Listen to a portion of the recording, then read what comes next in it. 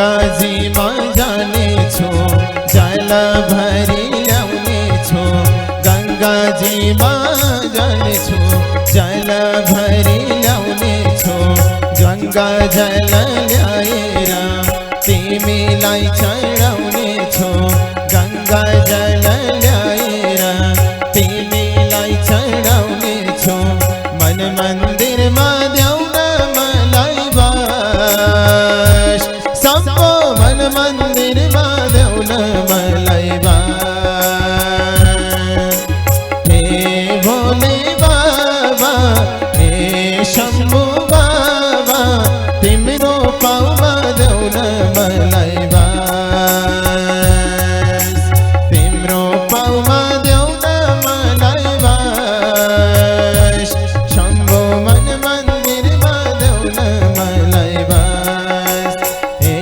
भोले बाबा हे शम्भु बाबा तिम्रो पाउमा ल्याउन मलाई बास। बोले शंकर भगवान को, श्री बिहाड़ बाबा महादेव को, राष्ट्रदेव पशुपति भगवान को, आदरणीय श्रद्धालु भक्तजन और पूज्य गुरुदेव जो व्यासासन भइसक्नु भएको छ। आउनु सब दिव्य पूजनको कार्यक्रमलाई अगाडि बढाउँ र तत्पश्चात यो 29औं दिनको सुन्दर पावन कथा श्री लिंग पुराणका पावन पावन प्रसंगहरूलाई पूज्य गुरुदेवजीको मुखारबिन्दबाट अग्रसर गराउने छौं। आउनुहोस् दिव्य पूजा कर्ममा सरेक रहौं। हरि ओम। स्वस्ति न इन्द्रो वृद्धश्रवा स्वस्ति न पूषा विश्ववेदाः स्वस्ति नस्तार्क्ष्यो अरिष्टनेमिः स्वस्ति नो बृहस्पतिर्दधातु। ओम भगवते शाम्ब सदा शिवाय नमो नमः। ग्रंथोपरि पुष्पं समर्पयामि। ओम सच्चिदानंद रूपाय विश्वोत्पत्त्यादिहेतुतापत्रय विनाशाय श्रीकृष्णाय वयं नमः। भगवते शाम्ब सदा शिवाय नमो नमः। इदं फलं मया देवस्थापितं प्रतस्तपते नमः सफलावाप्तिर्भवेत् जननी जन्मनि। भगवते शाम्ब सदा शिवाय नमो नमः। पुष्पं फलं समर्पयामि।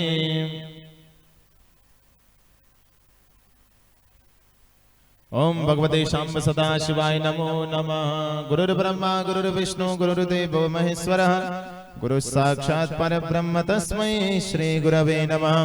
अखण्डमण्डलाकारं व्याप्तं येन चराचरं तत्पदं दर्शितं येन तस्मै श्री गुरवे नमः। व्यासाय विष्णुरूपाय व्यासरूपाय विष्णवे नमो वै ब्रह्मनिधये वासिष्ठाय नमो नमः। भगवते शाम्ब सदा शिवाय नमो नमः। परम गुरवे नमः। बोल श्री बिहाड़ बाबा महादेव को, भक्तवत्सल भगवान को, श्री सद्गुरुदेव महाराज को। अथ आरार्तिकम्। हरि ओम। इदगुं अवि प्रजननं मे अस्तु दशवीरगुं सर्वगणगुं सस्तये आत्मसनि प्रजासनि पशुसनि लोकसन्यभयसनि अग्निः प्रजां बहुलां मे करोत्वन्नं पयोरेतो अस्मासु दत्त। आरार्तिकं प्रदर्शयामि। नमस्करोमि संगमध्ये स्थितं तोयं रामिदं केशवो प्रियङ्गलग्नमनुष्याणं ब्रह्महत्यां व्यपोहयेत् सर्वपापं व्यपोहयेत्। नाना सुगन्धि पुष्पाणि यथा कालदुपवानि च पुष्पाञ्जलिर्मया दत्तं गृहाण परमेश्वरं। मन्त्रपुष्पाञ्जलिर्समर्पयामि। अनन्त नमस्कारान् समर्पयामि। नमः सर्वैतार्थाय जगदाधार हेतवे साष्टाङ्गोऽयं प्रणामस्तु प्रयत्नेन मया कृतः। भगवते श्री शिवाय नमो नमः। ओम पार्वत्यै नमो नमः। मन्त्रपुष्पाञ्जलिर्समर्पयामि। नमस्करोमि। बोल श्री शाम्ब सदा शिव भगवान को, श्री बिहाड़ बाबा महादेव को, राष्ट्रदेव पशुपति भगवान को, श्री लिंग पुराण को। लक्षणी सबल बनो हर हर महादेव। आउनुहोस् अब ढिला नगरिकन पूज्य गुरुदेवजी को मुखारबिन्दबाट यो 29औं दिनको पावन कथा प्रसंगलाई प्रारम्भ गरौं। श्री बिहाड़ बाबा महादेवले हामीहरुमाथि असीम कृपा गरेर उहाँको दया उहाँको अनुकम्पाबाट नै यसरी एक महिनासम्म अनवरत रूपमा हामीहरु यो दिव्य प्राङ्गणमा उपस्थित भएर कथा श्रवण गर्ने सौभाग्य हामीहरुलाई प्राप्त भयो। श्री बिहाड़ बाबा महादेव जो हाम्रा इष्टदेव हुनुहुन्छ, उहाँलाई जति नै वहाँ प्रति जति नै कृतज्ञता अर्पण गरे पनि कम नै हुन्छ। यो कलिकालमा पनि हामीहरूलाई यसरी आफ्नो दिव्य चरणारविन्दको प्रेम कथा लीला योमा डुब्की लगाउने दिव्य हामीहरूलाई यो स्थान प्रदान गर्नुभयो र जति पनि समितिमा रहनुभएका अध्यक्ष श्री खेमबहादुर चन्दजी हुनुहुन्छ, उहाँ पनि उपस्थित हुनुहुन्छ, उहाँलाई पनि जोरदार तालीले सम्मान गर्नुहोला। उहाँहरूको यो दिव्य संकल्पमा 6औं वर्षदेखिबाट 6औं वर्षदेखिबाट अनवरत रूपमा अगाडि बढिरहेको छ यो कार्यक्रम। अगाडिका दिनहरूमा पनि श्री बेहडा बाबा महादेवको कृपाले यसै गरी नै प्रति श्रावण महिना बाहेक नै वर्षमा धेरैचोटि यहाँ मेला लाग्छ, कथा संकीर्तन सत्सङ्गहरू भइरहन्छ। यो दिव्य कृपा सदैव हामीहरूलाई प्राप्त भइरहोस्। त आउनुहोस् यो 29औं दिनको पावन कथा प्रसङ्गलाई पूज्य गुरुदेवजीको मुखारविन्दबाट प्रारम्भ गरौँ। जय जय श्री राधे श्याम।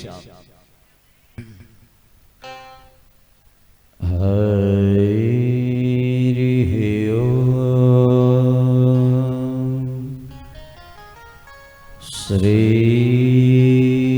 गणेशाय नमः। श्री सरस्वती नमो नमः। साम्यं शाश्वतम् प्रमेयमतुलम् ज्ञानैकगम्यमहरम्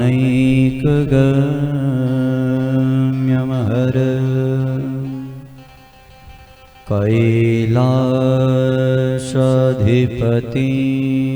मृडं पशुपति पापभं पवन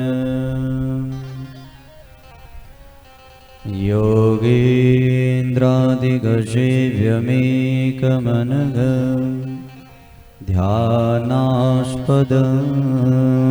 सत्यदं वन्देऽहं शरणेश्वरं प्रियकरं शान्तं शिवं शङ्करम्।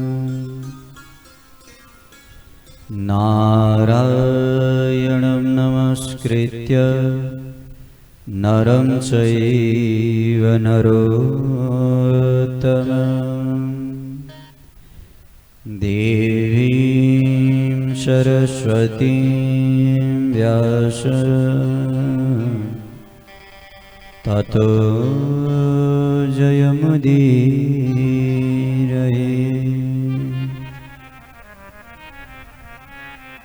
बोल श्री बेहणा बाबा को समस्त भक्त वृंद हरो को आफ्ना आफ्ना गुरु गोविंद हरो को आज का करता परिवार को समस्त भक्त वृंद हरु का पितृगण हरु को परम मंगलमय परात्पर करुणा वरुणालय भक्तवांसा कल्पनिधि परब्रह्म परमात्मा सर्वेश्वर भगवान बेहणा बाबा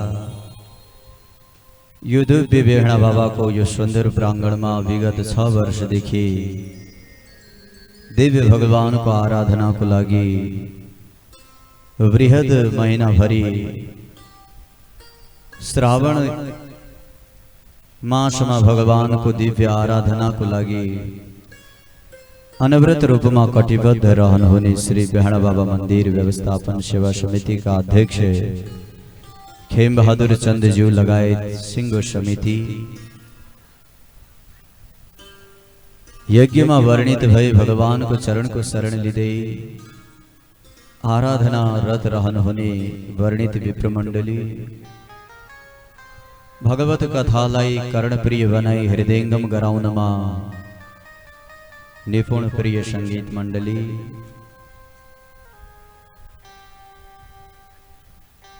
भगवान का कथा गाथाहरू श्रवण गर्नको लागि तन मन वचन र धनले शरीक हुँदै घरका अनेक कामकाजहरूलाई यथावत राखी भगवानको भक्तिमा तल्लीन भई घरद्वारदेखि यो दिव्य परमात्माको प्राङ्गणसम्म पाल्नुहुने समस्त श्रद्धालु भक्तिमती आमाहरू, भावमय बुवाहरू, सर्वम खलुमिदम ब्रह्म मान्दै यो दास कोटि कोटि नमन गर्दछ।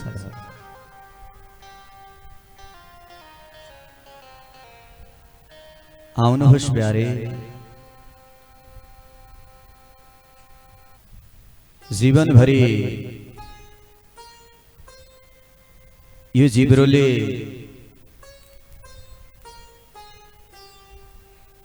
केवल भोजनका स्वादहरू मात्रै लिन सक्यो। भगवानका दिव्य कथा रूपी गुणानुवादका रसास्वादनहरू यसले पान गर्न पाइरहेको छ। यी कानहरूले अनेक संसारका चर्चाहरू सुन्न पाए, परन्तु भगवानका चर्चा कमै सुन्न पाए। यो हृदयमा काम, क्रोध, लोभ, मोह, मद, मात्सर्य, विकार भरिएर रह्यो, तर भगवानको दिव्य प्रतिबिम्ब, भगवान भोलेनाथको दिव्य विग्रह यो हृदयमा बस्यो कि बसेन। यी आँखाहरूले संसारका अनेक विषय वस्तुहरूको दर्शन आदि त गर्यो, संसारका अनेक प्रदर्शनहरूलाई हेर्यो, परन्तु भगवानको दिव्य विग्रहको दर्शन गर्न सक्यो कि सकेन। यो शरीरले बन्धु बान्धव यो शरीरको सेवा खूब गर्यो, परन्तु भगवानको सेवा गर्यो कि गरेन।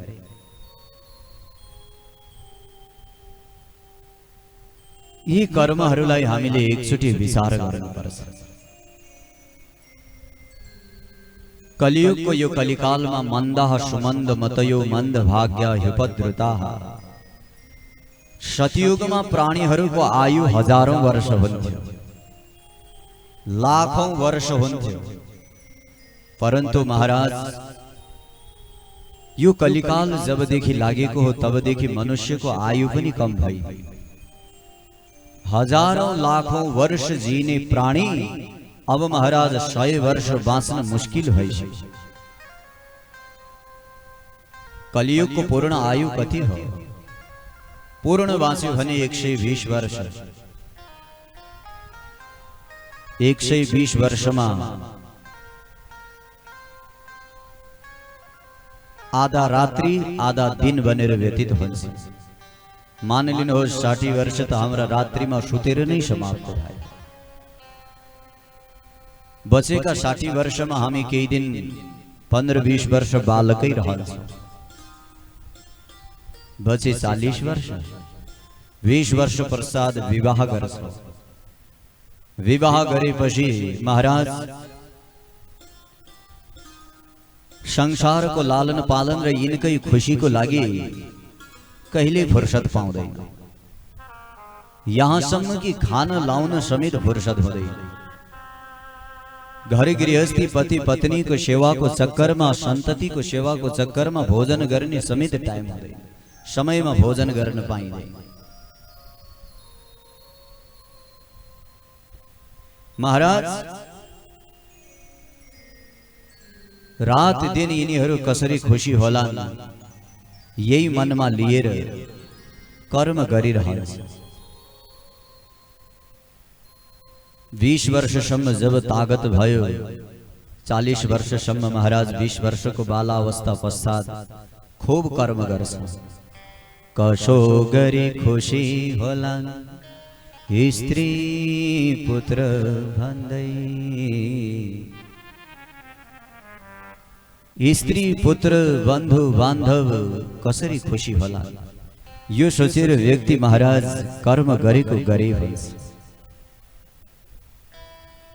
तर बुढो नहुन्जेलसम्म, यो शरीर रहन्जेलसम्म महाराज यिनलाई खुसी गर्नको लागि अनेक प्रयत्न गरिरहन्छ। जब थाहा हुन्छ महाराज यिनी खुसी हुनेवाला छैन, तब पुनः दुःखका दलदलहरूका दिन सुरु हुन्छ। जहाँ दुःख सुरु हुन्छ तब महाराज हामीसँग गर्न सक्ने सामर्थ्य केही हुँदैन। कमाएको धन सम्पत्ति भएको तागत सब यिनीमा खर्चिसकेका हुन्छ। अब त पछि केवल महाराज कुनै काम नलाग्ने यो देह आफैले आफैलाई सम्हाल्न सक्दैन। महाराज पछि के हुने? तब एक साइडमा बसेर रुनु बाहेक अर्को विकल्प छैन।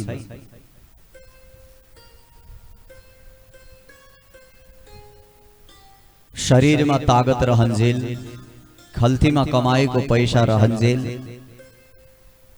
कानले सुन्दा आँखाले हेर्दा शरीरले काम गर्न सक्दा नै भगवानको सेवा गर्ने। महाराज जबसम्म तागत पैसा धन सम्पत्ति थियो भगवानमा लगाएनौ, सत्कर्ममा लगाएनौ, केवल यिनै परिवारमा लगायौ। जब महाराज सब सिद्ध्यो तो यिनीहरूले पनि घरबाट निकाल्ने विधि अपनाउन सुरु गर्छ। जवानीमा मस्त भई बिहे गर्यो बाबु, जवानीमा मस्त भई बिहे गर्यो बाबु, दुई चार सन्तान भएपछि बल्ल भयो काबु, कसो गरी खुसी होलान् स्त्री पुत्र भन्दै, काम गर्न लाग्यो बाबु नौकर सरी भन्दै। जीवन बित्यो संसारको कामैमा, खोलौं खाता ईश्वरको नामैमा। जीवन बित्यो संसारको कामैमा, खोलौं खाता ईश्वरको नामैमा। संसारको कामैमा, खोलौं खाता ईश्वरको नामैमा। प्याट कम गर्नु। जीवन बित्यो संसारको कामैमा, खोलौं खाता ईश्वरको नामैमा।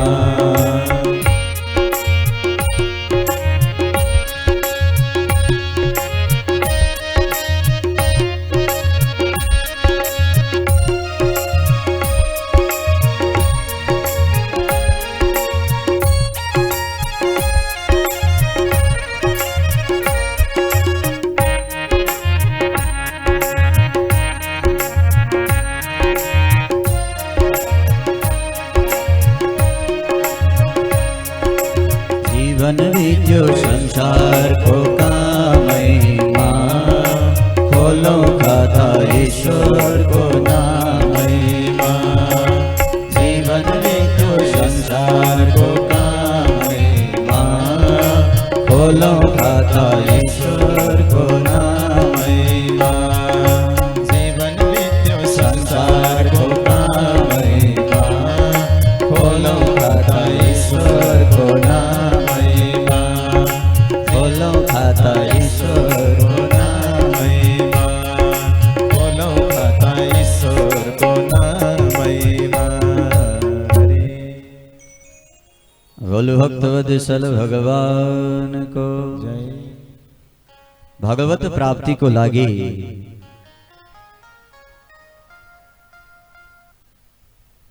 मार्ग बनाउनको लागि सत्कर्म रूपी मार्गमा जीवनभरि हिँड्नुपर्छ। केवल हाई पैसा, हाई परिवार, हाई बन्धु बान्धवले केही हुनेवाला छैन। अन्तिमसम्म हाई हाई हुने। महाराज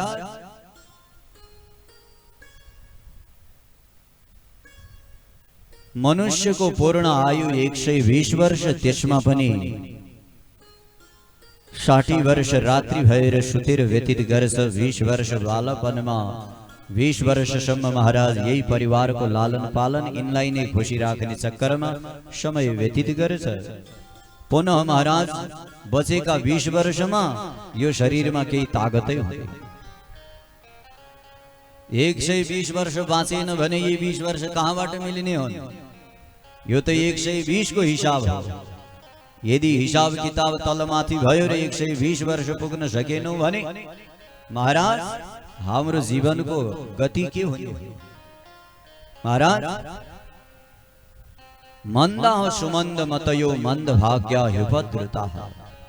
कलिकालमा प्राणीहरूको जस्तै जस्तै आयु कम भयो त्यस्तै त्यस्तै महाराज यिनका कर्महरू पनि कम हुँदै गए। कलियुगका प्राणीहरूको सबभन्दा ठूलो दुर्गुण एउटै हो, मन्दाह। महाराज बडा आलसी भए। कलियुगका प्राणीहरू काम गर्न चाहदैन। फेरि फोकटियाको जे चाहियो महाराज सब लिन तयार छ, मेहनत गर्न कोही तयार छ।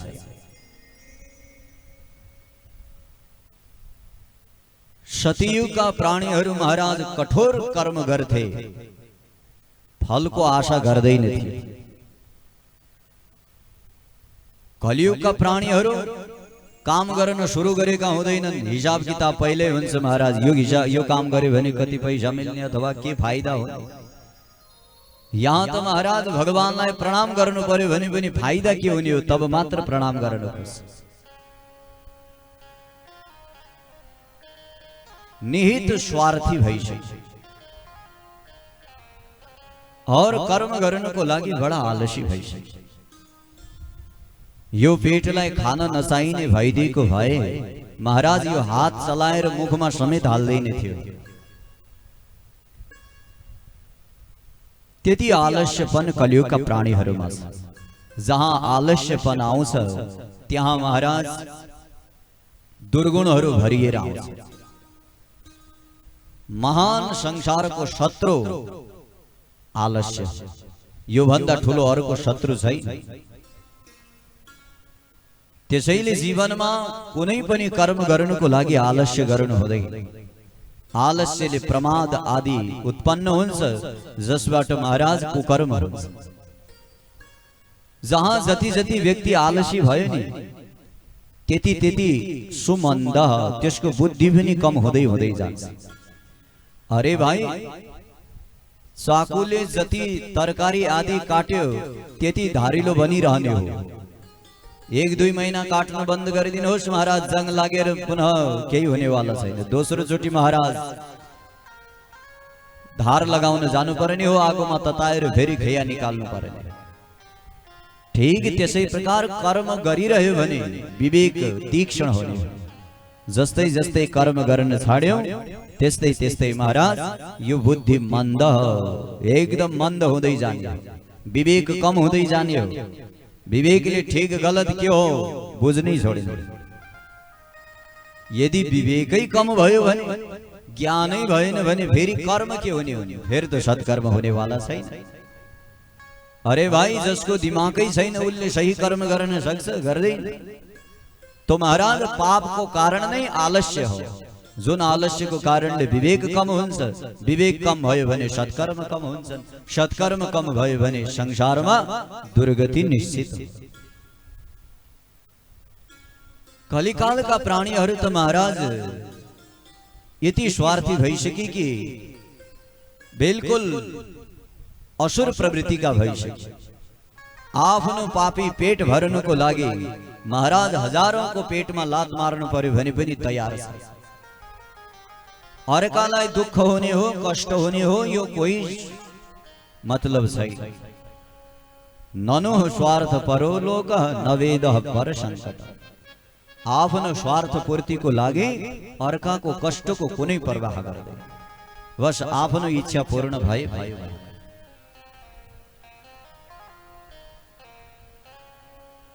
यो कर्म त राक्षसको। अशुः रक्षति इति असुरः। अशु यानी जसले आफ्नो मात्र प्राणको रक्षा चाहन्छ, बाँकी सबलाई मार्न चाहन्छ, कि सबको अहित चाहन्छ, त्यसको नाम असुर हो, त्यसको नाम राक्षस हो। के खाने, के लगाउने, कहाँ बस्ने, के बोल्ने, के नबोल्ने, के गर्ने, के नगर्ने, के उचित, के अनुचित मानव भएर पनि थाहा छैन। रहन सहन आहार विहार व्यवहार यो तो मनुष्य में पूर्ण रूप में होना पर मानव में विवेक से के खाने के न खाने। महाराज मनुष्य जीवन को लागी खाने को लागी केवल अन्न बने को अन्न भक्षण करने पर व्यक्ति महाराज विवेक शून्य भएर महाराज उड़ने खाए कस गुड़ने खाए कस पानी में तैरने खाए कस महाराज खुट्टा भय को खाए कस न खुट्टा भय को खाए कस महाराज केवल यो पापी पेट भरने को लागी तेल्ले के परंत चलने हो कई होने वाला है।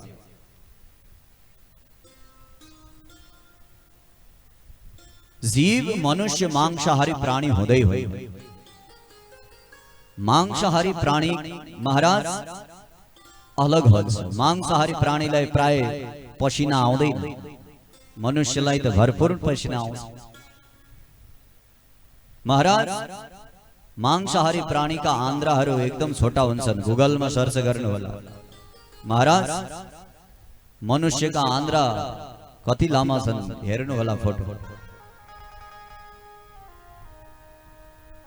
मांसाहारी प्राणीले पानी पिउन सक्दैन मांसाहारी प्राणीले जिब्रो बाहिर निकालेर नन गरेर पानी खाने उल्ले मुख सीधा पानीमा डुबाएर सट्ट खान सक्दैन। मांसाहारी प्राणीमा अनेक अन्य गुणहरू छन्। मनुष्य कहीं कतैबाट पनि मांसाहारी प्राणी होइन। पशु पनि जो मांसाहारी छैन नि उसका लक्षण है। धन्य हो महाराज मनुष्य भन्दा श्रेष्ठ पशु हो। पशुले आफ्नो धर्म त्यागेको हुँदैन। मनुष्य सब भक्षण गर्न तयार छ परन्तु पशु जुन आहार उसको लागि बनेको हो त्यो मात्रै हो। सर्पः पिबन्ति पवनम सर्प भले ही हावा खाएर बाँच्छ तर आफ्नो धर्म भन्दा इतर कहिले जाँदैन। जंगलको शेर भले भोकै मर्ने हो घाँस चर्न आदि कहिले जाँदैन। जुन आफ्नो आहार हो त्यो मिले मात्र भोजन गरे। जुन मनुष्य सब 84 लाख योनिमा सबभन्दा समझदार प्राणी भनियो त्यसैले यदि आफ्नो कर्म सही गरेन भने त्यसलाई माफ कहीं गएर हुने वाला छैन। फेरि पुनरपि जननम पुनरपि मरणम फेरि 84 लाख योनिमा गलीका कुकुर सुँवर महाराज कीड़ा आदि नजाने के भएर बाँच्नु पर्ने। 60 वर्ष सहस्राणी हजारौं हजार वर्षसम्म विष्टाको कीड़ा भएर बस्नु पर्ने हो। नजाने कति वर्ष भूत प्रेत पिशाच हुनु पर्ने। संसारमा हिंसा कहिले गर्नु हुँदैन। अहिंसा परमो धर्म। सनातनको सभ्यता नै अहिंसा। कसैलाई ज्यानबाट मार्नुको त कुरै छोडिदिनुहोस्। यहाँबाट ऊ त्यहाँ गएर कसैको विषयमा गलत कुरा गर्नु पनि हिंसा गर्न पाइँदैन।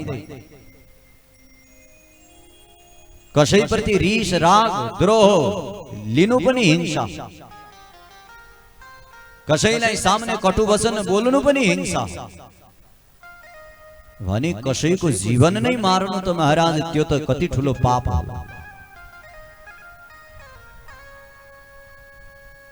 आउनुहोस् एउटा सुन्दर भगवान नाम संकीर्तन गुनगुनाउँदै दिव्य पाप के हो र यदि प्राणी को हत्या भयो भने त्यसको फल के हुन्छ। बहुत सुंदर कथा छ। आउनुहोस् विस्तार पूर्वक श्रवण गर्नेछौं। भोल भक्त वत्सल भगवान को जय। श्री कृष्ण गोविंद हरे मुरारी हे नाथ नारायण वासुदेव। श्री कृष्ण गोविंद हरे मुरारी हे नाथ नारायण वासुदेव। श्री कृष्ण गोविंद हरे मुरारी हे नाथ नारायण वासुदेव। हे नाथ नारायण वासुदेव।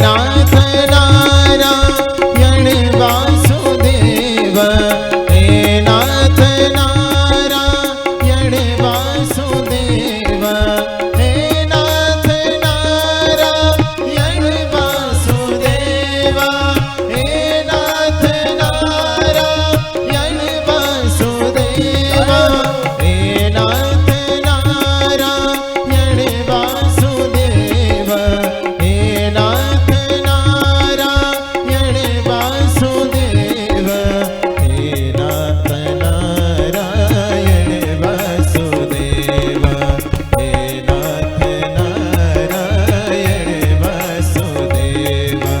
श्री कृष्ण गोविंद हरे मुरारी, हे नाथ नारायण वासुदेव, श्री कृष्ण गोविंद हरे मुरारी, हे नाथ नारायण वासुदेव।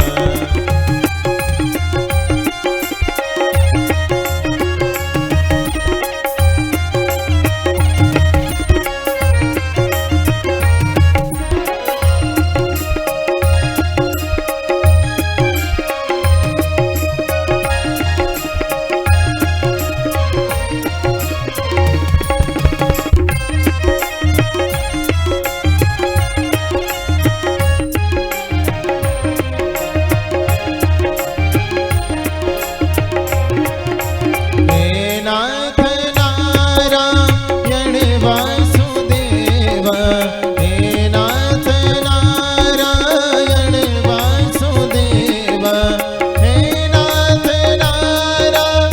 नारायण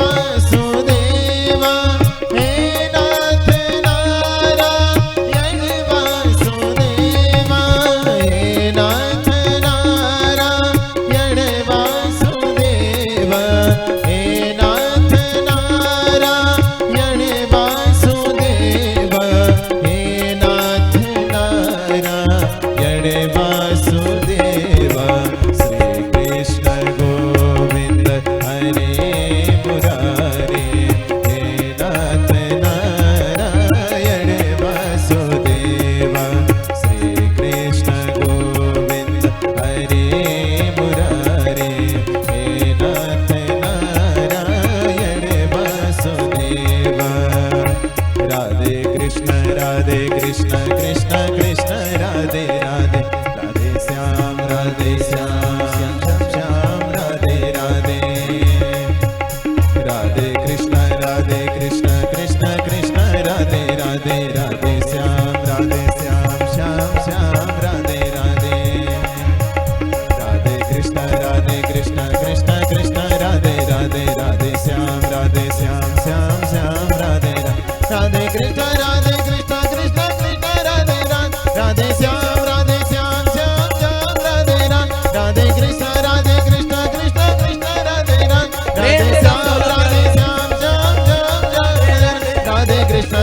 कृष्ण कृष्ण कृष्ण राधे राधे, राधे श्याम श्याम श्याम राधे राधे, राधे कृष्ण कृष्ण कृष्ण राधे राधे, राधे श्याम श्याम श्याम राधे राधे, राधे कृष्ण कृष्ण कृष्ण राधे राधे, राधे श्याम श्याम श्याम राधे राधे, राधे कृष्ण कृष्ण कृष्ण राधे राधे, राधे श्याम श्याम श्याम राधे राधे, राधे कृष्ण कृष्ण कृष्ण राधे राधे, राधे श्याम श्याम श्याम राधे राधे।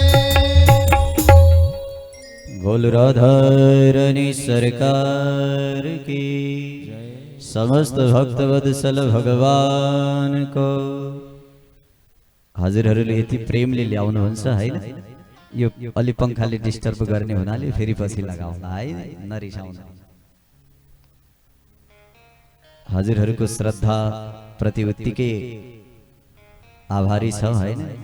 यहाँ उर्मावासी भादावासी अनि के अरे यता हाम्रो पत्थरीवासी जो दैनिक आइरहनुहुन्छ है, उहाँहरू अत्यन्तै धन्यवादका पात्रहरू हुनुहुन्छ। हजुरले शोभा जुन यो रामपुरवासीले बनाउनु भएको छ यो अत्यन्तै दिव्य छ। भन्दै आउनुहोस् कथा प्रसङ्गमा अग्रसर भनौँ।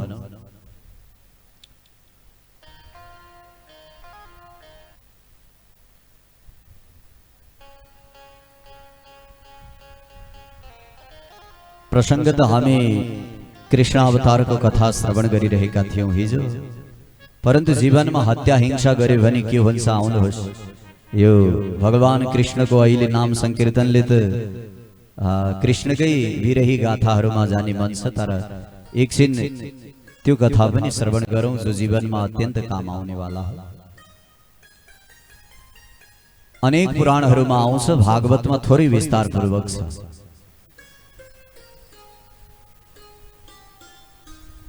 यहाँ पनि छ, परन्तु बहुत संक्षेपमा छ लिङ्ग पुराणमा त्यो कथा।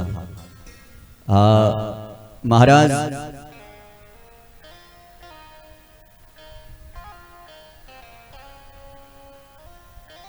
दक्ष प्रजापति को वंशमा अगाडि गएर महाराज वंश वृद्धि हुँदै गयो र दक्ष प्रजापतिले जब बाख्राको टाउको लाग्यो, त्यो टाउको महाराज लागेको देखेर बडा लज्जित हुन थाले। पुनः उनले अर्को जन्म लिने विचार गरे। तो जुन वंशमा पुनः दक्ष प्रजापति जन्मेका हुन् त्यो वंशको कथा हो। महाराज भगवान नारायण भए, नारायणबाट ब्रह्मा भए, ब्रह्माबाट मनु भए, मनुबाट महाराज दुईवटा छोरा भए, प्रियव्रत और उत्तानपाद। प्रियव्रत को वंश हामीले विस्तार पूर्वक श्रवण गरिसकेका छौं। उत्तानपाद को वंश महाराज यता खासै वर्णित छैन। उत्तानपाद को वंशमा महाराज एउटा पुत्र ध्रुव भए, जो महाराज 6 महिनामा भगवानलाई प्राप्त गर्न सफल भए। कथा बहुत सुंदर छ। सौतेली माताका दुर्वचन रूपी बाणले छिन्न भिन्न भएको हृदय महाराज 5 वर्षमा घर छोडेर श्रीधाम वृन्दावनमा गएर 6 महिनामा भगवानलाई प्राप्त गरेर पुनः घर फर्केर आए। सौतेली आमाले आफ्नो पिताको काखमा बस्न नदिएको कारण घर छोडेर गएका 5 वर्षका बालक 6 महिनामा भगवानलाई प्राप्त गरेर जब आए, तब महाराज पिता बडा दुखी भए। मेरा पुत्रलाई मैले काखमा बस्न दिइन, परिणाम मेरो पुत्र भगवानलाई पाएर आयो। मैले जीवनभरि महाराज यही पत्नीले भनेको माने। महाराज आजसम्म मैले केही पाइनँ। जति पाए महाराज अपवाद, अवाच्य शब्दहरू और कटु वचन बाहेक अरू मैले केही सुने। मेरा पुत्रले 6 महिना भजन गरे, भगवान पायो। मैले जीवनभरि पत्नीको भजन गरे, केही पाइनँ। बेकार रहेछ यो जीवन। अब जुन पुत्रलाई मैले काखमा बस्न दिएको थिएन, त्यो पुत्रलाई अब म कसरी मुख हेरेर काखमा बसाउँछु? मैले काख नदिएको महाराज भगवानले आफ्नो काख दिए। संसारमा जसको कोही छैन उसैको सर्वस्व हो। संसारमा जो मेरो छ भन्छ उसको त सीमित हो, त्यही मात्रै, त्यो भन्दा बढी केही छैन। संसारमा मेरो छ भन्ने भावना छ भने महाराज कुवा भित्र रहेको भ्याकुता समान हो। भ्याकुताले पनि कुवा भित्र बसेर यही सोच्छ, टर्र टर्र गरी गरी भन्छ महाराज संसारको सर्वस्व म मात्र। भ्याकुतालाई यो थाहा छैन कि महाराज यो गड्डाबाट बाहिर निक्ल्यो भने संसार अझै ठुलो छ। उसको लागि त त्यो गड्डा नै संसार हो। त्यसैले भ्याकुतो त्यो गड्डामा बडा प्रसन्न हुन्छ, तर संसार त्यो भन्दा बाहिर पनि छ। यो गृहस्थी, पुत्र, बन्धु बान्धव, यो माया मोह ममता, यो मात्रै संसार होइन। गृहमन्ध कूपम, यो त अँध्यारो कुवा हो। भ्याकुताको जसरी जो भज्यो भज्यो महाराज। यहाँ तो प्रेमले कोही बोल्ने वाला छैन। जति प्रेमले म बोल्दैछु सोचे पनि महाराज हालत भ्याकुता जस्तै हो। महाराज काम गर्नमा जीवन गधा जस्तो, जीवन कस्तो भनेर अनुभव गर्नु पर्यो भने भ्याकुताको जस्तो भोगाई मात्र। यिनले जति राम्रो बोल्न खोजे पनि यिनी राम्रो बोलिने वाला छैन, किनकि भगवानले यो महाराज दिएकै छैन। ठीक त्यसै प्रकार गृहस्थी जीवनमा महाराज जति यी आफन्त सोचे पनि यी आफन्त हुँदैन। यिनीहरू त महाराज केवल स्वार्थमा मात्र आफ्ना हुने। ध्रुवले संसारमा महाराज कसैलाई आफ्नो माने, केवल परब्रह्म परमात्मा को भजन गर्न गए। कथा त बहुत छ प्यारे त्यहाँ, त्यो कथामा फेरि जाउँला किनकि अरू प्रसङ्गहरू बहुत छन्, अब दिन पनि थोरै छन् है। तो यिनी पिताको काख नपाएका महाराज भगवानले 36,000 वर्षसम्म राज्य सञ्चालन गर्ने आशीर्वाद दिए और पुनः कहिल्यै नमर्ने अमर भएर ध्रुवलोकमा बस्ने, आकाशमा जुन लोकमा ध्रुव बस्छन् महाराज त्यसको नामै ध्रुवलोक हो। संसारका हर प्राणी ध्रुवको दर्शन गर्छ। अहिलेको घडी आए महाराज, ल्यापटप कम्प्युटर सब आए। पहिला त टाइम कति भयो यो हेर्नु पर्यो भने आमाहरूले बाहिर गएर तारा हेर्थे। ध्रुव तारा महाराज आयो कि आएन, ध्रुव तारा आयो भने उज्यालो हुनेवाला छ।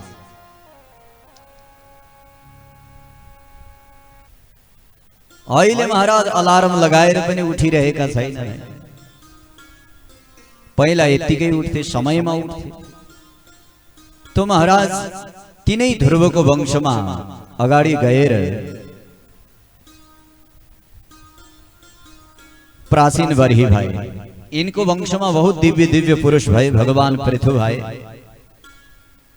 जुन पृथुले भगवानको भजन गर्नको लागि भने प्रभु दुई कानले केही हुँदैन, 10,000 कान दिनुहोस् भगवानको कथा सुन्न। तब कहीं थोरै मनमा हजुरको कथा भिज्नेछ, दुई कानले केही भइरहेको छ। त्यस्ता भक्त भए। तिनको वंशमा महाराज अगाडि गएर प्राचीन बर्ही भए। प्राची यानी पूर्वतर्फ, बर्ही यानी कुशालाई महाराज राखेर कुशाको आसनमा पूर्वतर्फ मुख गरेर तपस्या गर्ने, पूजा पाठ गर्ने, कर्म गर्ने भएका हुनाले यिनको नाम प्राचीन बर्ही भयो। यिनी कर्म तो बहुत बढ़िया गर्थे, परन्तु यिनलाई कोही कोही पण्डितजीहरूले भड्काइदिन्थे। महाराज गुरु नजानिकन आवेगमा आएर गुरु बनाउनु हुँदैन। एक दिन बढ़िया कपडा लगायो महाराज, चट्ट बढ़िया मीठो बोल्यो भन्दैमा गुरु बनाउनु हुँदैन। गुरु बनाउनलाई बहुत विचार गर्नुपर्छ। एकैचोटिको राम्रो त सब बोल्ने हो नि, सधैँको राम्रो बोलिसक्नु पर्यो। कलियुगमा त महाराज त्यही पूज्य हो जो बढ़िया बढ़िया महाराज वस्त्र लगायो है। सगभर महाराज यहाँसम्मका केश पाल्यो, बाल पाल्यो महाराज, मस्त भए। तिनै व्यासजीको चकाचक छ महाराज। अहिले पुस्तक हेर्दै हेरेन महाराज, पण्डितजी त किताब नहेरी कथा बाँच्दिन्छन्, विद्वान रहेछन् महाराज। महाराज पुस्तक नहेर्दैमा विद्वान हुने भइदिए त महाराज के पो भइदिए। कलियुगका प्राणीहरू पाश्चात्य जगतमा गएर केवल टेन्ट पेन्ट क्रीम पाउडर आदि र संसारका सांसारिक वस्तुहरूतर्फ बढी लगाव भयो। प्राचीन बर्हीले पनि यही गल्ती गरे। महाराज गुरु पुरोहित नजानिकन बनाए। परिणाम के भयो? उनका पुरोहितले महाराज अमुक कर्मको फल प्राप्तिको लागि अमुक पशुको बलि दिनु हो। महाराज गए, बढ़िया एक बढ़िया पशु ल्याए महाराज, होनहार जीवको धम्मसँग हत्या गरे। पण्डितजीले फेरि अर्को दिन महाराज आफ्नो स्वार्थी पूर्तिको लागि अमुक पशुको बलि गर, अमुक यज्ञ गर और अमुक फल मिले, अर्को पशुको हत्या गराए। एक दिन देवर्षि नारदको मनमा आयो कि महाराज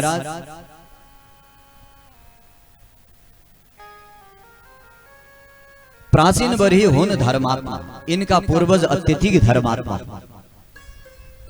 इनको हातबाट यस्तो पाप गराउने वाला पापी को हो? हेरौं एकछिन। महाराज देवर्षि नारद दौडी दौडी गए। प्राचीन बर्ही सामने आसनमा बसेका थिए। नारदजीले भने, हे प्राचीन बर्ही, दिमाग छ कि छैन? के गर्दैछ? जीवनको कल्याण कसरी हुने हो केही थाहा छैन? प्राचीन बर्हीले भने, महाराज ब्राह्मण गुरुले जे भन्यो त्यो मानिरहेको छु, त्यो कर्म गरिरहेको छु, रात दिन यज्ञमा व्यस्त छु। ब्राह्मणले जे भन्यो त्यो कहिले नकारेको छैन महाराज।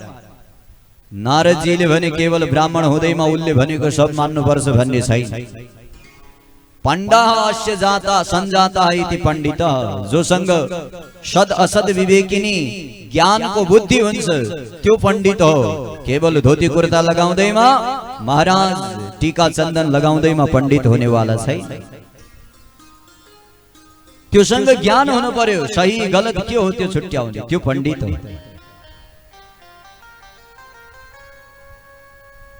महाराज देवर्षि नारदले भने तिमीले के गर्यौ के गरेनौ त्यो छोडिदेऊ राजन, एकचोटि माथि हेर।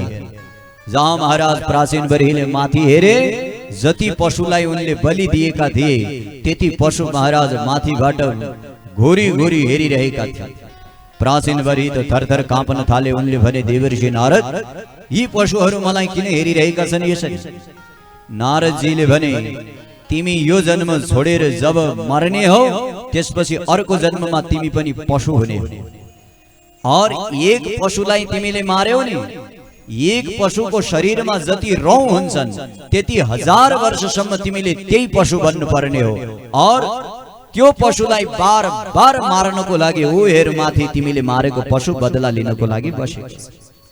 तिमीले त एक पशुको वध गरेका हौ, त्यो एक पशुको शरीरमा भएका रौंको इन्टु 1000 गर्नु, त्यति 1000 वर्षसम्म त्यो पशु बन्नु पर्ने हो। त्यति 1000 चोटि उनले तिम्रो बलि दिने, त्यसको लागि तिम्रो प्रतीक्षामा। अब भन तिमीले कति बलि दिएका छौ? प्राचीन बर्ही त थरथर काँप्न थाले। महाराज मैले जीवनमा गरेको गल्तीको भूल भयो, तर गुरुदेव यसको दोष मलाई छैन। नारदजीले भने फेरि कोलाई छ? मलाई छ। महाराज हजुरलाई त कसरी हुने हो, हजुर मार्ग देखाउँदै हुनुहुन्छ। फेरि गुरुदेव यसमा मेरो गल्ती छैन। जुन ब्राह्मण पुरोहितले जुन जुन कर्म गर भने मैले त त्यही गरेको। नारदजीले भने ब्राह्मणले महाराज पानीमा कुद, भिरबाट हाम फाल भने फाल्ने हो। प्राचीन बर्हीले भने महाराज गल्ती भयो। नारदजीले भने जब भिरबाट हाम फाल्न सक्दैनौ, आफ्नो विवेक प्रयोग गर्न सक्छौ भने कसै प्राणीको हत्या गर भनिदियो, कसैले 2-4 रुपियाँ दक्षिणा पाउने चक्करमा तिमीले हत्या गर्न तयार भइदियो, त्यतिखेर दिमाग आए?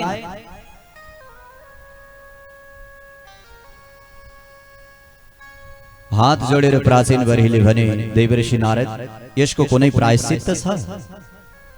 नारदजीले भने सबको प्रायश्चित्त हुन्छ, हत्या हिंसाको प्रायश्चित्त हुँदैन।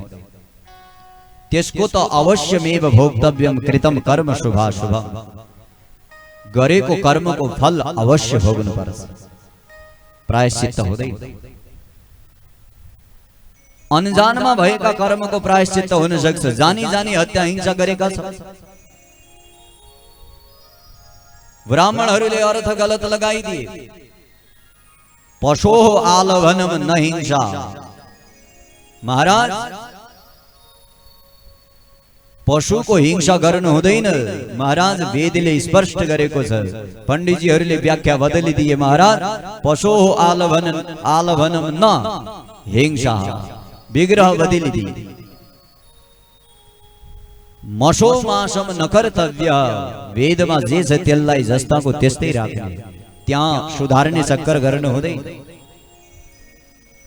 महाराज प्राचीन बर्ही रुन थाले, अब के गरौं, मेरो दुर्गति हुने भयो। नारदजीले भने हेर भाइ दुर्गति त हुने नै हो, सुन एक उदाहरण सुनाऊ। प्राचीन बर्हीले भने उदाहरण महाराज के हो? नारदजीले भने सुन, कर्मको फल के हुन्छ?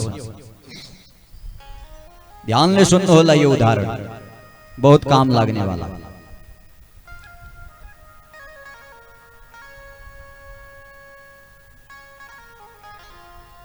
एक महाराज सुन्दर सरोवर छ। सरोवर भनेको थाहा छ के हो? नदी, तलाब। थाहा छ नि? थाहा छ भने यसो यसो गर्नु, नत्र यसो यसो गर्नु, अर्को नाम भनौँ। तलाब, सरोवर, नदी थाहा छ कि छैन? त्यो नदीको नाम महाराज त्यहाँ अनेक रूपले पुकारिन्थ्यो। तो यो कथामा त्यो नदीको नाम महाराज, त्यो सरोवर, त्यो तटको नाम मान सरोवर छ। मानसरोवर सुन्नुभएको छ कि नै? जहाँ महाराज दिव्य हंसहरू बस्छन् त्यो दिव्य मानसरोवर महाराज, जहाँ मन शान्त भएर जान्छ त्यो सरोवरको नाम मानसरोवर। त्यो मानसरोवरको किनारमा महाराज दुईवटा मित्र बस्थे। तीन दुईटैको आपसमा बडा प्रेम थियो महाराज। एक अर्का बिना बाँच्नै सक्दैन, एक अर्कालाई एक क्षण पनि छोड्न सक्दैन थियो। कति गहिरो प्रेम थियो होला आमा, बुझ्नु। तीन दुईटैको नाम महाराज बडा गजबको थियो। एकको नाम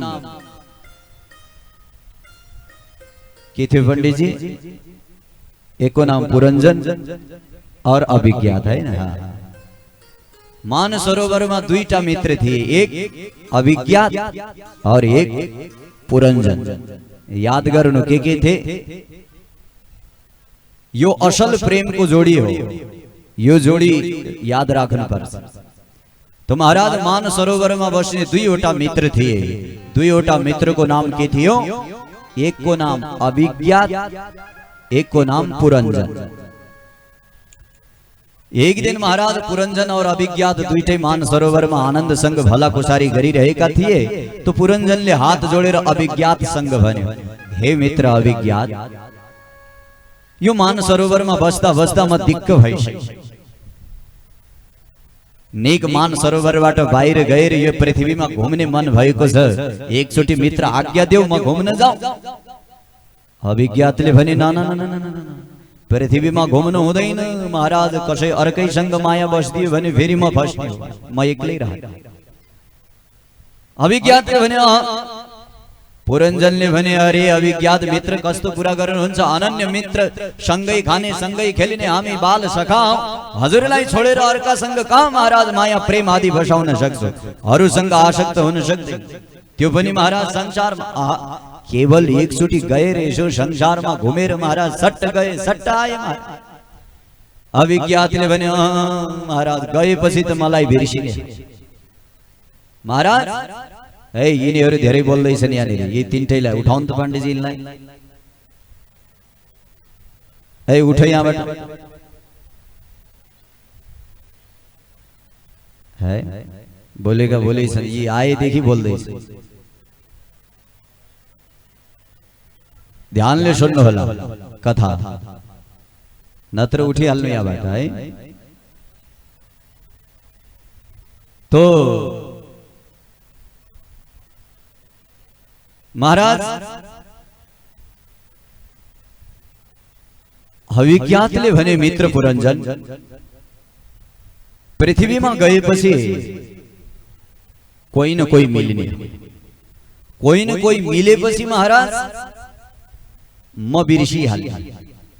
म एक्लै यहाँ कसरी रहला मित्र? त्यसैले मलाई छोडेर नजाऊ, यहीँ खेलौं, यहीँ खाऊ। के चाहियो? के घुम्ने मन छ, के हेर्ने मन छ भन, म देखाइदिन्छु। पुरंजनले भने, अरे मित्र, हजुरको प्रतिज्ञा भयो मित्र, कुनै हालतमा तिमीलाई बिर्सिदैन, यो पक्का। अभिज्ञातले भने, बाई चान्स बिर्सियौ भने? पुरंजनले भने, मित्र गजब कुरा गरिदिनु भयो, कदापि बिर्सिन्न, पक्का पक्की भयो। अभिज्ञातले भने, त्यसो भए ठिक छ, जाऊ। ए मित्र पुरंजन, फेरि पनि भन्दैछु है, पृथ्वीमा गएपछि कोही अरूको मिल्यो भने मलाई नबिर्सिनु। पुरंजनले भने, ढुक्क हुनु महाराज, कदापि बिर्सिने छैन। अभिज्ञातको आज्ञा लिएर मित्र पुरंजन घुम्नको लागि पृथ्वीमा आए। महाराज सारा पृथ्वीका अनेक शहरहरू जति थिए सब शहरहरूमा महाराज भ्रमण सुरु गरे। एक शहर भित्र गए महाराज, यो शहर ठिक लागेन, अर्को शहर गए, अर्को शहर ठिक लागेन। अनेक हजारौं हजार शहरमा महाराज घुम्नको लागि गए। जहाँ महाराज अनेक शहर घुम्नको लागि गए, कोही शहर महाराज मन पसन्द आए। पुरंजन महाराज फर्केर जाँदै थिए। जस्तै पुरंजन फर्केर जाँदै थिए, महाराज फर्केर जाने बेलामा महाराज एक बढिया शहर देखाइ दियो। जुन शहरमा महाराज 9 ढोका लागेका छन्, 9 ढोकाले युक्त भएको त्यो दिव्य शहर महाराज, त्यो भित्र यति सुन्दर बगैँचा, यति सुन्दर सुगन्ध पुष्प फुलेका महाराज। आहा, खूब सुन्दर संगीतको ध्वनि बजिरहेको थियो। पुरञ्जनले भन्यो, हरि राम राम, जाँदा जाँदै एकचोटि यो नगर भित्र पसौं जरा, यो त बडा गजबको रहेछ।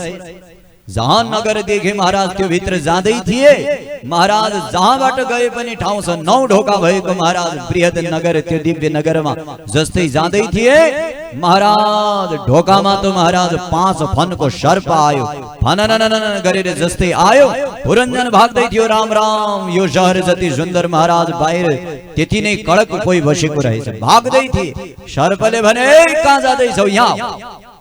पुरञ्जनले भने, भाइ यति 5 फनका नाग एक पनि डसिदियो भने मेरो त राम नाम सत्य हुन्थ्यो। 5 फनको नागले भने, अरे मित्र, म डस्नेवाला होइन, म रक्षा गर्नेवाला। यो भित्र गयो भने जबसम्म म यहाँ छु तबसम्म तिम्रो रक्षा म गर्नेछु। म यो गेटको चौकीदार रहँदासम्म यो नगरमा कसैको केही चल्दैन। जबसम्म म छु, जाऊ मित्र, यो भित्र जाने भए कसैले केही गर्न सक्दैन। म यो नगरको सुरक्षाको लागि महाराज बसेको। पुरञ्जनले भने, राम राम, जसको सुरक्षा 5 फनको नागले गरिरहेको छ, हरि राम। नागको आज्ञा लिएर महाराज एक ढोकाबाट प्रविष्ट भए पुरञ्जन। जस्तै भित्र गए महाराज, वहाँ त अनेक सुन्दर सुन्दर बगैँचा, दिव्य सुन्दर, यति भव्यता। पुरञ्जन त हेर्दै हेर्दै भित्र गयो महाराज। सागरमा जति गयो त्यति गहिराई हुने हो, सुन्दरतामा जति कल्पना गर्यो महाराज, फेरि त त्यो और सुन्दर लाग्ने। त्यो सुन्दर होस् नहोस्, एकचोटि यो विवेकले सुन्दर मानिसक्यो महाराज। यी आँखाको नानीमा चित्र यदि बसिदियो भने त्यो महाराज जस्तै कुरूप भए पनि महान सुन्दर लाग्ने। महाराज पुरञ्जन जस्तै भित्र गए, तिनलाई त जति जति भित्र प्रविष्टको आदेश आज्ञा मिल्यो त्यति त्यति नगर सुन्दर नजर आउन थाल्यो। जहाँ महाराज सारा नगरको बीचमा प्रविष्ट भए, बीचमा महाराज एक नारी बगैँचामा बालीमा फूल दिइरहेकी थिए। जहाँ बगैँचामा सुन्दर सुन्दर पुष्पहरूमा पानी दिइरहेकी थिए महाराज, सीधा नजर पुरञ्जनको त्यही कन्यामाथि गयो। दौडी दौडी महाराज कन्याको सामने गए। जहाँ दौडी दौडी गए महाराज, त्यो कन्यालाई भने, राम राम, यति सुन्दर नगरमा यति सुन्दरी को रहेछ महाराज। अब त और भाव विभोर भइदियो, हरि राम। नगरै यति सुन्दर छ महाराज, झन् यो नगरमा त्यो भन्दा लाख गुना बढी सुन्दरी नारी छ महाराज। अब त पुरञ्जनले गिडगिडाएर बोल्न थाले, हाय देवी, को हौ भन, परिचय बता। हरे देवी, यति सुन्दर नगरमा एक्लै नारी के गर्दैछ? तिम्रो यो जीवनको जवानी बेकार गइरहेको छ। हरे देवी, मैले बिहा गरेको छैन, तिमीले पनि यदि बिहा नगरेको भए दुईटै विवाह गर। नगरकी नारीले भने, दिमाग छ कि छैन? नारी एक्लै भएको ठाउँमा पुरुषले आउनु हुँदैन, एक। दोस्रो कुरा, जान चिन परिचय केही छैन महाराज, सीधा बिहाको प्रस्ताव। हरि राम, यो कदापि हुँदैन, भाग यहाँबाट। पुरञ्जनले भने, हरि देवी, त्यसो नगर। यति सुन्दर नगरमा यदि बिहा नभएको भए म मानसरोवरबाट आएको हौ, बिहा गर। पुरञ्जनीले विचार, महाराज त्यो कन्याले विचार गरिन्, बिहा त मेरो पनि भएको छैन, आजसम्म कोही बिहाको लागि हात माग्न आउन पनि आएन। कहीँ यो पनि गइदियो भने अर्को आएन भने महाराज बेकार हो। तर आफै मेरो हात माग्न आएको छ, त्यसैले केही न केही मैले गर्नुपर्छ। त्यो कन्याले भने, महाराज यहाँ बिहा गर्नु छ। ओरे महाराज, बिहा तुरन्त। नारीले सोचिन्, महाराज केही शर्त नराखी विवाह गर्नु ठिक छैन। तो त्यो नगरकी नारीले भने, हेर, मसँग विवाह गर्नु छ भने सुन भाइ, मेरो शर्त मान्नु पर्छ। पुरञ्जनले भने, देवी, शर्त हैन, सब चीज मान्ने छु, जे भन्ने छौ बस बिहाको लागि हाँ भरिदियो। त्यो नारीले भने, मैले भनेको सब मान्नु पर्छ, जे म भन्ने छु त्यो गर्नु पर्छ। यो नगर मेरो हो, हरि राम राम, यो नगरकी मालिकिनी हो, हरि राम राम। यति सुन्दर नगरकी मालिकिनी रहेछ। महारानी जी जे भन्नुहुन्छ त्यो मान्ने छु।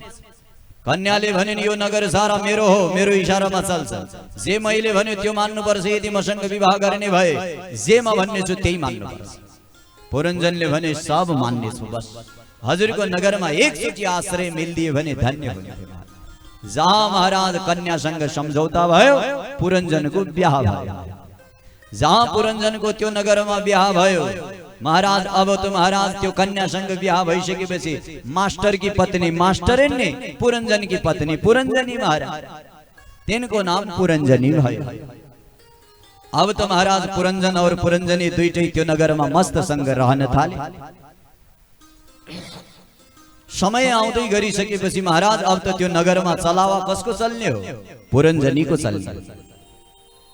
पुरञ्जनीले महाराज पतिदेवलाई खा भने खाने, बोल भने बोल्ने, सुत भने सुत्ने, हिँड भने हिँड्ने, महाराज दौड भने दौड्नु पर्ने, महाराज दौड्दा दौड्दै रोक भने रोक्नु पर्ने, महाराज गीत गा भने महाराज गाउन नजाने पनि गाउनु पर्ने, महाराज रो भने महाराज धुर आँसु बहाएर रुनु पर्ने, चल चिल्ला भने चिल्लाउनु पर्ने, चुप भने चुप हुनु पर्ने, महाराज क्वचित गायति गायन्त्याम हसन्त्याम हसति, क्वचित धावन्त्याम अनुधावति, जे गर भने त्यो गर्नु पर्ने, महाराज पुरञ्जनी जे भन्छ त्यो महाराज अब त दास भइदिए। कालान्तरमा समय यस्तो आयो कि महाराज समय जाँदै गइसकेपछि एक दिन सबको बुढापा आउँछ, मृत्युको मुखमा आयो। मर्दा मर्दै महाराज चिन्तन पुरञ्जनीको गरे, हाय राम मेरी पुरञ्जनी अब एक्लै कसरी बस्ने। त्यही पुरञ्जनीको महाराज चिन्तन गर्दा गर्दै मरे। पुरञ्जनको अर्को जन्म स्त्री भएर जन्मिनु पर्यो। अन्त्य यामति सागते, अन्तिम समयमा जे वस्तुको चिन्तन हुन्छ त्यसैको गति हुन्छ।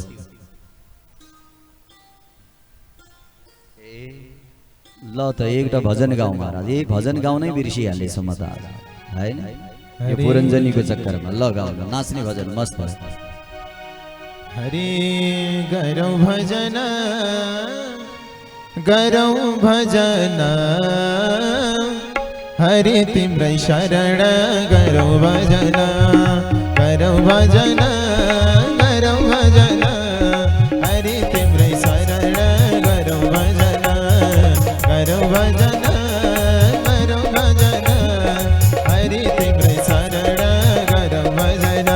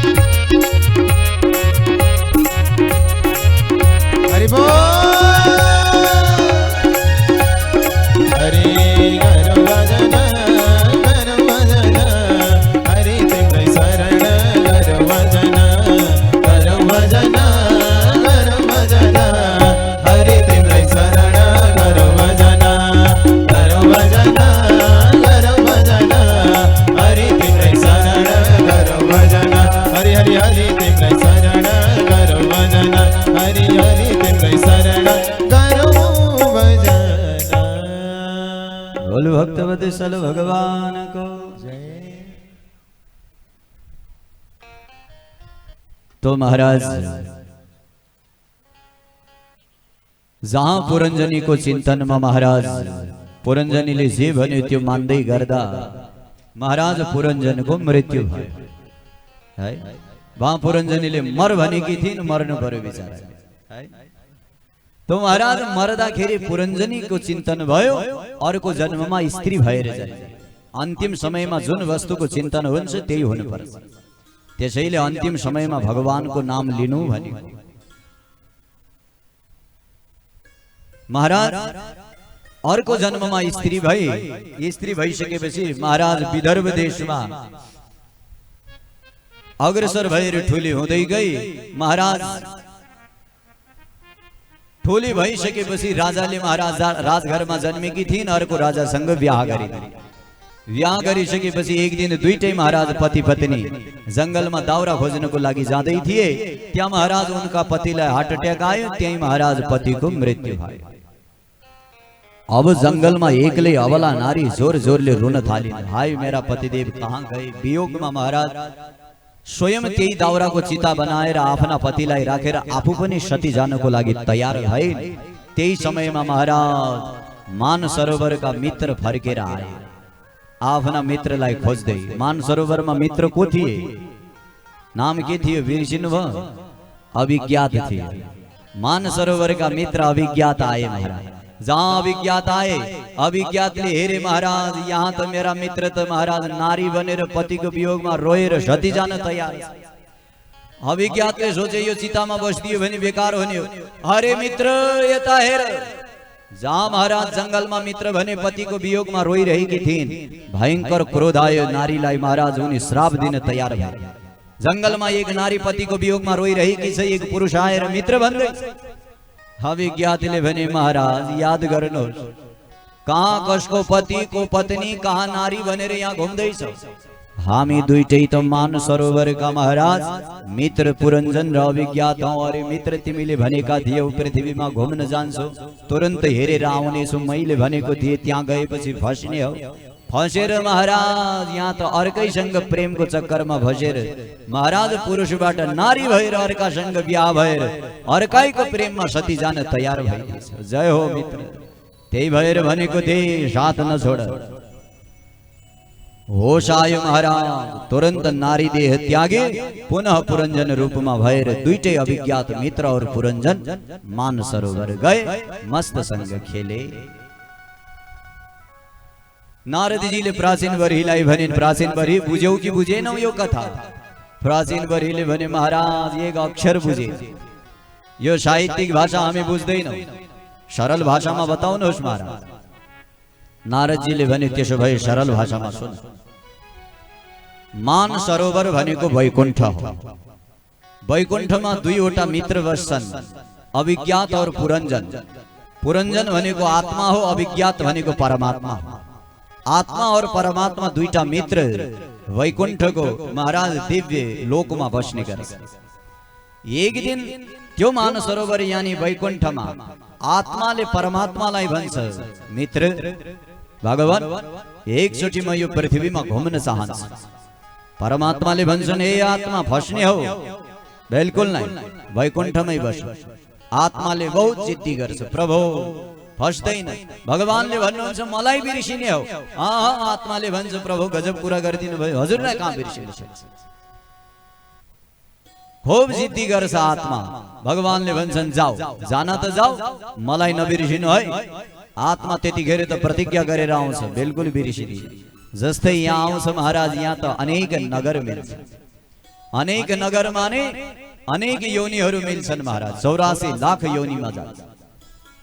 कहिले गधा, कहिले सुँवर, कहिले कीड़ा, कहिले पतंग, अनेक महाराज शहरमा जान्छ। कोही शहर मन पर्दैन, सब शहर छोड्दै छिछि गर्दै निक्लिँदै बाहिर आउँछ। आउँदै गर्दा अन्तिममा महाराज एक सुन्दर 9 ढोकाको नगर मिल्छ। त्यो बहुत सुन्दर हुन्छ। त्यो नगर हो मनुष्य शरीर। यसमा 9वटा ढोका छन्, आँखा, नाक, कान, मुख महाराज, और 2 द्वार उत्तरतिर छन्। 9वटा द्वार छन्। 9 ढोकाले युक्त भएको महाराज यो नगर, यो देह, मनुष्य देह जब आत्मा हेर्छ तब बडा खुसी हुन्छ महाराज। सब नगर भन्दा यो नगर बढिया, यसमा जाने मन गर्छ। जाँदै गर्दा को मिल्छ? 5 फनको नाग मिल्छ। नाग को हो महाराज? प्राण, अपान, व्यान, उदान हामी श्वास फेरिरहेका छौं। नाकबाट, मुखबाट, कानबाट, अनेक ठाउँबाट जुन श्वासहरू फेरिरहेका छौं, 5 प्राण छन्, 5 वायु छ हाम्रो शरीर। त्यो 5 फनको नाग जस्तै आयो, उसले आत्मालाई भने, हे चिन्ता नगर, यो श्वास रहन्जेलसम्म तँलाई यो भित्रमा कोही केही गर्न सक्ने, जा भित्र बेफिकर भएर। महाराज यो पंच प्राण को भरोसा में आत्मा यो भित्र प्रविष्ट हुन्छ। जस्तै यो शरीर भित्र आत्मा प्रविष्ट हुन्छ। यहाँ महाराज एक सुंदरी मिल्छ यो नगरी। सुंदरी को हो महाराज? बुद्धि। जहाँ आत्मालाई बुद्धि मिल्छ महाराज, आत्मा गिडगिडाएर भन्छ हे बुद्धि देवी मसँग सम्झौता गर। बुद्धिले भन्छन् मसँग सम्झौता गर्ने भए जे म भन्ने छु त्यो मान्नु पर्छ। आत्मा भन्छ अरे बुद्धि जे भन्ने छौ त्यो मान्ने छु, मलाई अंगाल त सही। तब महाराज बुद्धिले आज्ञा दिन्छ, आत्मा यो भित्र प्रविष्ट हुन्छ। बुद्धि और आत्मा को तालमेल हुन्छ। महाराज तालमेल भइसकेपछि आत्मा को चल्दैन, चल्ने बुद्धि को। बुद्धिले रो भने रुनु पर्छ, हाँस भने हाँस्नु पर्छ, दौड भने दौड्नु पर्छ, खा भने खानु पर्छ, सुत भने सुत्नु पर्छ, बोल भने बोल्नु पर्छ। बुद्धिले जे भन्यो आत्माले त्यो गर्नुपर्छ। कहीं यो बुद्धि प्राचीन भरि तिम्रै जस्तो हिंसा हत्या गर्नमा महाराज अग्रसर भइदियो भने आत्मा को के हुने हो महाराज? फिर तो अर्को जन्ममा महाराज वो पुरञ्जन तो नारी भई केही थिएन। तिमीले त हत्या हिंसा गरेका छौ, पशु हुनु पर्यो। यो बुद्धिले यस्तो कर्म गर्नुपर्छ। सबैको लागि अभिज्ञात मित्र पुनः बचाउन यहाँ आउँदैनन् भगवान। त्यो त वो कथामा पुरञ्जनको लागि आइदिए, धन्य हो महाराज। उनका कर्म ठीक ठीक। हर आत्मा को रक्षा को लागि भगवान पाप गरेर पनि यहाँ मित्र बनेर आउने वाला छैन महाराज। त्यसको लागि त सत्कर्म गर्नुपर्छ। बुद्धिले जे भन्यो त्यो गर्नु हुँदैन, बुद्धिद्वारा विचार गर्नुपर्छ। यो सही हो कि यो गलत हो छुट्याउने प्रयत्न गर्नुपर्छ। केवल विवेक को दास भएर आत्मा को सत्यनाश गर्न पाइँदैन। आत्मा तो भगवान को अनन्य सखा हो, अनन्य अंश हो। यसलाई कष्ट दिनु महापाप। त्यसैले विवेक सुधार्नु पर्छ। विवेक कसरी सुध्रिने हो? केवल देखावटी गरेका महाराज यी पुरोहित संग गएर यी पंडित संग गएर बुद्धि सुध्रिने वाला छैन। बुद्धि सुध्रिनको लागि त ज्ञानी व्यक्तिलाई गुरु बनाउनु पर्छ। प्राचीन वरिले हात जोडे, महाराज यी पंडितहरू त बडा पाखण्डी रहेछन्, यिनले बेकारमा मलाई यो पाप कर्ममा अग्रसर गराइदिए। अबदेखि कान समाते महाराज प्रायश्चित्त बताइदिनुहोस्। नारदजीले भने प्रायश्चित्त राजघरमा बसेर हुँदैन, घर छोड्नु पर्छ। प्राचीन वरिले तुरन्त घर छोडेर महाराज दिव्य तीर्थ स्थल में गए तपस्या गर्न शुरू गरे। पाप को प्रायश्चित्त को लागि अनेक प्रयत्न गरे। तो जीवन में महाराज व्यक्ति को दुर्गति संगतले हुन्छ। और संगत केही भएर सही व्यक्ति को गर्नुपर्छ। खराब संगत गर्ने वाला को पनि संगत गर्नु हुँदैन महाराज। किनकि मैले गलत गरेको हैन, त्यो मेरो संगकोले गलत गरेको भन्नु पाइँदैन। जहर अर्कैले ल्याएर खुवाए पनि जहरलाई यो भन्नु पाइँदैन जहर मलाई नमार्नु, उसले चोरेर ल्याएको म खाँदैछु उसैलाई मार्नु। जहर त जसले खायो उसैलाई लाग्यो महाराज। जो संगतमा गयो उसले फल भोग्नै पर्यो। यद धर्म कृतः स्थानम तत्सोच कश्यापि भवेत्। जति पाप गर्ने वालाले महाराज पाप को फल भोग्दैन, त्यो भन्दा बढी फल पापी को संगत गर्ने वालाले भोग्छ। किनकि उसले पापलाई प्रोत्साहन गरेको छ। जति तगडा करेन्ट खुला तार छुने वालालाई लाग्दैन, त्यो भन्दा बढी झट्का तार नछोएर त्यो करेन्ट लागेको व्यक्तिलाई छुन्छ, त्यसलाई लाग्छ। त्यहाँ यो भन्न पाइँदैन कि मैले तार छोएको छैन। तार छोने वालालाई त छोएका छौ भाइ, त्यही भएर बराबर लाग्ने कोही केही हुँदैन। त्यही भएर जीवनमा संगत बढिया गर्नु हो। संगत सही भयो भने सत्कर्म हुने हो, संगत खराब भयो भने महाराज कुकर्म हुने। विवेकले ध्यान दिनुहोस्, को सही हो को गलत हो थोरै विचार पुर्याउनु, थोरै घर गएर मनन गर्नु। अरे भाई यति बुद्धि विवेक मनुष्यलाई सबलाई दिएको छ। सही गलत छुट्याउन सब सक्छन्। किताब पढेर मात्र सही गलत छुट्टिने होइन। किताब पढेर केही ज्ञान होला भर कुरा हो। सही र गलत त महाराज जो सुकैले पनि छुट्याउन सक्छ। तर त्यो छुट्याउन चाहन्छ कि चाहदैन त्योमा निर्भर पर्छ। संसारमा जीवको गतिको लागि संगत नै सर्वश्रेष्ठ। त्यही भएर ऋषभ भगवानले आफ्ना 100 छोरालाई भने पुत्र हो जीवनमा केही गर्न सकौ नसकौ पूजा पाठ धर्म कर्म केही गर्न सकौला नसकौला त्यो छोडिदेऊ पुत्र तर जीवनमा एक कर्म गर्नु खराब संगत गर्ने वालाको पनि संगत नगर्नु बस त्यसैबाट पुण्य हुन्छ संगत सहीको गरे त पुण्य भइगयो शताम प्रसंगान मम वीर्य संविदो भगवानले भन्नुभएको छ सज्जनको संगत गरे मेरो कथा हुन्छ दुर्जनको संगत गर्यो भने महाराज दुर्जनकै कुरा चर्चा हुने भगवानको कथाले गति मिल्ने हो संसारका चर्चाले दुर्गति हुने त्यही भएर जीवनमा संग बढिया गर्नु और संगत गर्नु भन्दा पहिला त्यसलाई चिन्नु एकै दिनमा पूर्ण आँखा बन्द गरेर कसैमाथि विश्वास नगर्नु यहाँ तो महाराज अनेक रूपमा व्यक्ति आउन सक्छ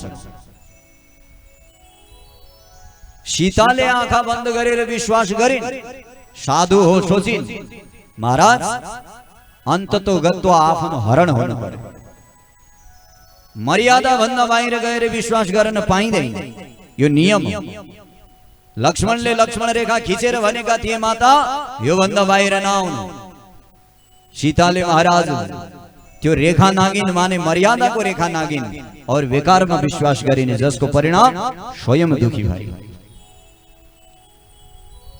मर्यादा भन्दा बाहिर गएर हद भन्दा बढी विश्वास गर्न हुँदैन त्यसले दुःख दिन्छ विश्वास गर्नको लागि समय लाग्छ बुझ्न टाइम लाग्छ एक दिनमा बुझिदैन आज भोलि महाराज एकै दिनमा महाराज जन्म दिने आमा बुवाले लालन पालन गरेर बच्चालाई कति ठुलो गरिदिएको हुन्छ पढाइ लेखाइ लाखौं करोडौं खर्च गरेको हुन्छ बच्चाहरू महाराज एक दुई दिनमै भन्छन् मेरो त महाराज उसँग माया बसिसक्यो वो मेरो त पक्का भइसक्यो ऊ जति विश्वास कसैसँग हरिराम जन्म दिने आमा बुवा जति विश्वास महाराज त्यो भन्दा बढी अर्कैसँग एक दिनमा भेट हुनेसँग भयो त्यो सम्भव हुन सक्छ त्यो कदापि हुन सक्दैन अरे जुन आमा बुवाले करोडौं खर्च गरेका छन् जसले लगानी लगाएका छन् जसले महाराज रात दिन चिन्ता चिन्तन गरेका छन् महाराज उनी केही भएनन् उनीप्रति विश्वासै छैन महाराज विश्वास अर्कै प्रति यो कारणले गति हुनेवाला छैन एक दिन खूब रुनु पर्ने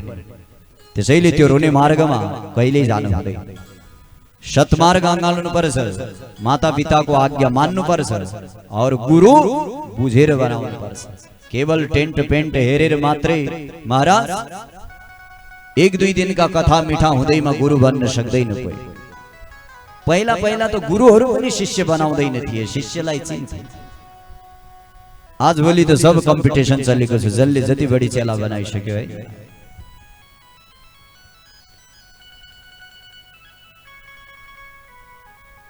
जगत गुरु भगवान हुन् सबका गुरु भगवान हुन् उनलाई मान्नु उनलाई पुज्नु सन्तानको लागि भगवान आमा बुवा हो नारीको लागि भगवान पति इनको सेवा गर्नु यिनैमा भगवान छ अनुसुईयाले पतिको सेवा गरेर ब्रह्मा विष्णु महेश तीनलाई आफ्नो घर बोलाइदिए आफ्ना छोरा बनाइदिए त्यो सामर्थ्य उनमा छ त्यो कर्म गर्नुपर्छ तो आउनुहोस् हामी माझमा श्री वेणा बाबा मन्दिर व्यवस्थापन सेवा समितिका अध्यक्ष आजका कर्ता पनि यो महायज्ञका कर्ता धर्ता सबै चाहिँ है आज त चटक्क पर्नु भएको छ कर्ता भएर क्या हो एकचोटि ताली बजाइदिनुहोस् त तो केही दानवीर दाताहरूको नाम लिएर हाम्रो सैसाब पनि पाल्नु भएको छ ठुलै ल्याउनु भएको छ क्या आज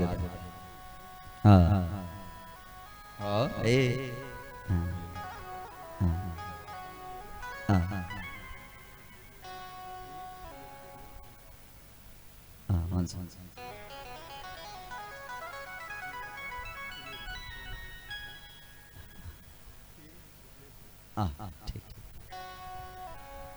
ल सबैजनाहरूले दान पुण्य गरिरहनु भएको छ यस्ता कर्म बिरलै हुन्छन् प्यारे हैन यी कर्ममा हजुरहरू शरीक भइ नै रहनु भएको छ हजुरहरूले दिव्य उपस्थिति जनाएर झन् यसको शोभालाई सुशोभित तुल्याउनु भएको छ हजुरका सकल पितृहरूको उत्तम गतिको वास बनिरहोस् भन्दै मन्दिर व्यवस्थापन समितिका हाम्रो ओझाजी पनि पाल्नु भएको छ सबैजनाहरूले यो सत्कर्म गरेर यो यज्ञ अब सफलतातर्फ अग्रसर भइरहेको छ। अब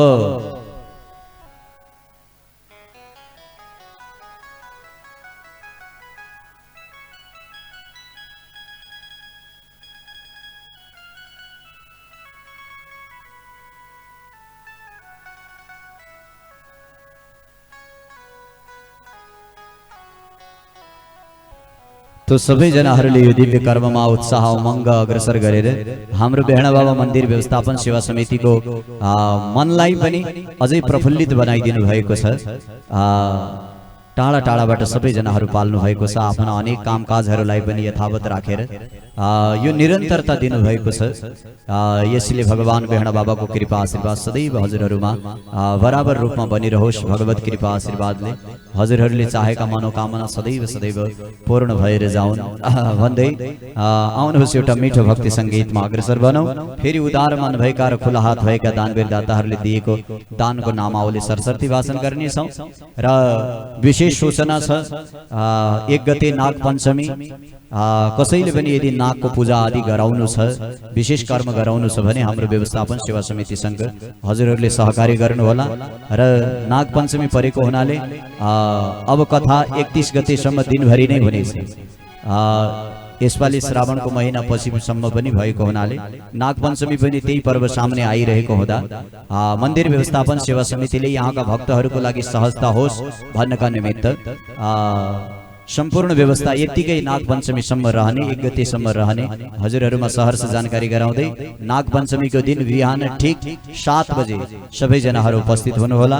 त्यो दिनको बिहानीको पूजन सत्र और हवन कार्यमा र त्यसपछि आफ्नो अन्य पूजन आदि कर्ममा र यहाँका औपचारिक कार्यहरूमा सबैजनाहरू सरिक हुनुहोला भन्दै आउनुहोस् एउटा मिठो भक्ति सङ्गीतमा सरिक बनौँ।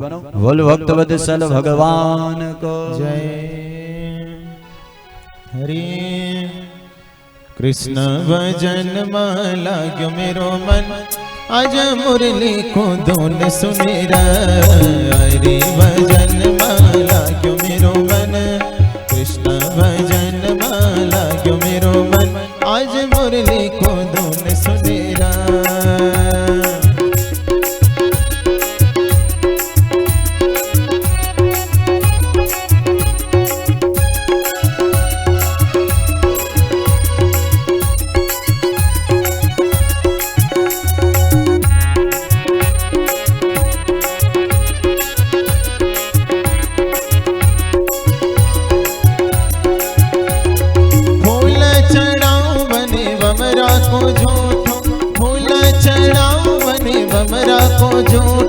बमराली छाड़ दियो फुल फुल फुल, लाओ बमराली छाड़ दियो फुल, आज मुरली को धुन सुनेरा। हरि भजन माला गो मेरो मन, कृष्ण भजन माला गो मेरो मन, आज मुरली को धुन सुनेरा।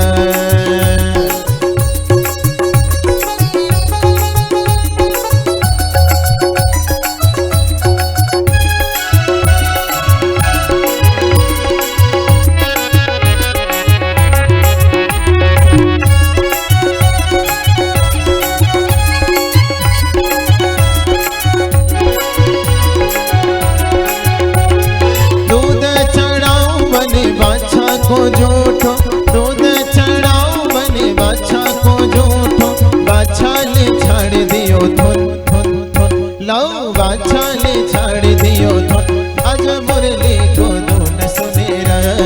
हरि भजन माला गो मेरो मन, श्याम भजन माला गो मेरो मन, आज मुरली को धुन सुनेरा।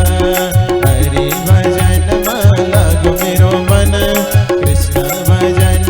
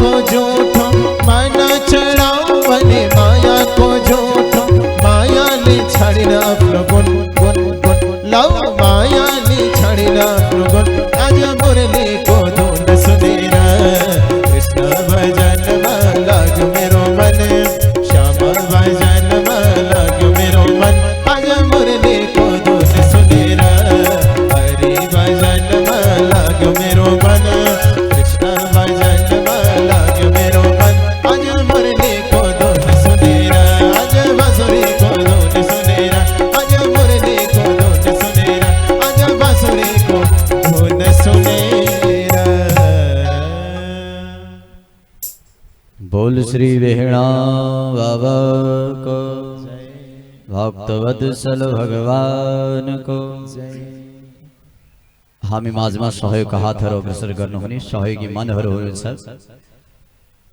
धनगढी उपमहानगरपालिका वडा नम्बर 16 रामपुर बस्नुहुने श्रद्धेय पिता स्वर्गीय डम्बर बहादुर चंद तथा स्वर्गीय ममतामयी माता धनादेवी चंदज्यूका तथा माता सुरमती देवी चंदज्यूको कोखबाट जन्मनु भएका श्रद्धेय स्वनाम धन्य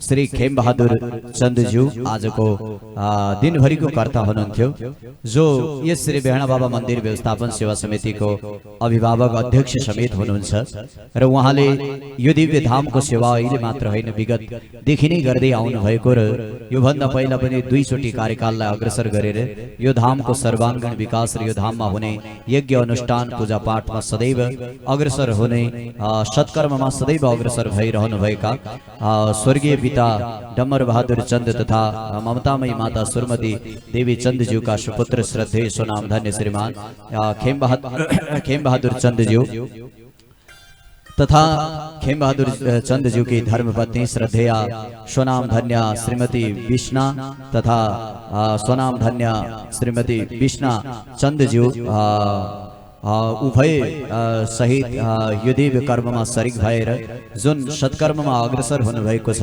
उहाँप्रति उच्च सम्मान सहित जोरदार ताली बजाइदिन हुन हार्दिक अनुरोध गर्न चाहन्छौँ। उहाँकी धर्मपत्नी द्वय शहीद खेम बहादुर चंदज्यूले सकल आफ्ना पितृहरूको उत्तम गतिको वासको कामना गर्नुभएको छ र आफ्ना पूर्वजहरूको सदैव सदैव भगवानको सायुज्यतामा वास बनिरहोस् भन्दै आफ्ना सन्ततिहरू जो अहिले परदेशमा हुनुहुन्छ उहाँहरूका लागि सुख शान्ति समृद्धि र उन्नति प्रगतिका पाइलाहरू अग्रसर भएर जाउन्। जुन कर्मलाई लिएर उहाँले परवासमा गएर कर्म गरिरहनु भएको छ त्यो कर्ममा सदैव सदैव निरन्तरता र साफल्यता प्राप्त भइरहोस् भन्नका निमित्त श्रद्धेय स्वनाम धन्य श्रीमान खेम बहादुर चंदज्यूले आजको प्रातःकालीन को रुद्राभिषेकको कर्ता भई अतुलनीय योगदान सहित पुण्यको कर्ममा सरिक हुनु भएको छ र उहाँले यो दिव्य यज्ञको सफलताको लागि नगद रु 12,100 रुपैयाँ सहयोग प्रदान गरी अतुलनीय योगदान गर्नुभएको छ।